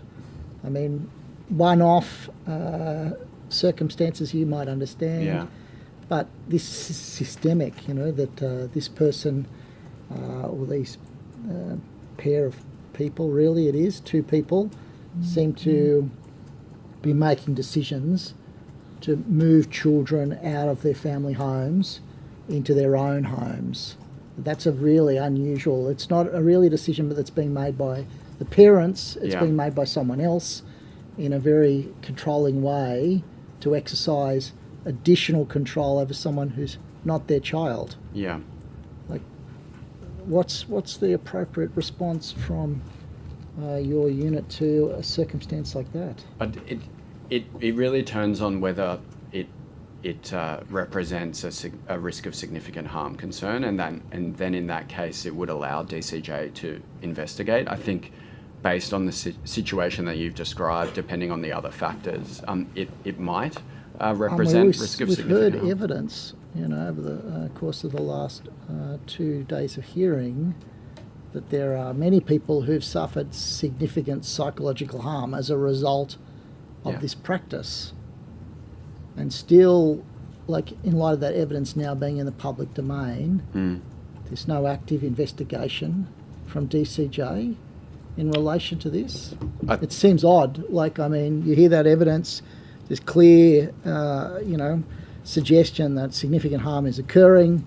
This practice has been documented through this process, and still no decision to actually act by your agency. It just strikes me as odd. I think I think in terms of the evidence that you've heard and the recent kind of publicly available information, it absolutely requires further consideration about whether. How long is that process going to take before you decide to actually investigate? I can't answer that, because it really depends on the circumstances and the information received, and we'd have to make an assessment. I mean, clearly your agency should be in a position to make quick assessments, because often it needs to make quick assessments to secure the safety of children. But you can't tell me that this process will happen. Surely that assessment process should be underway, shouldn't it? No, I agree that that we are in a position to make quick decisions, and often do. But not in this instance. Oh, I just don't have that information available to provide to you. Sure. Thanks. Thank you. Thank you for agreeing to take some questions on notice, and to the extent there are supplementary questions, the Committee Secretariat will be in touch. But that does conclude our time with you, and it also concludes our hearing for today. So thank you very much. Thank you.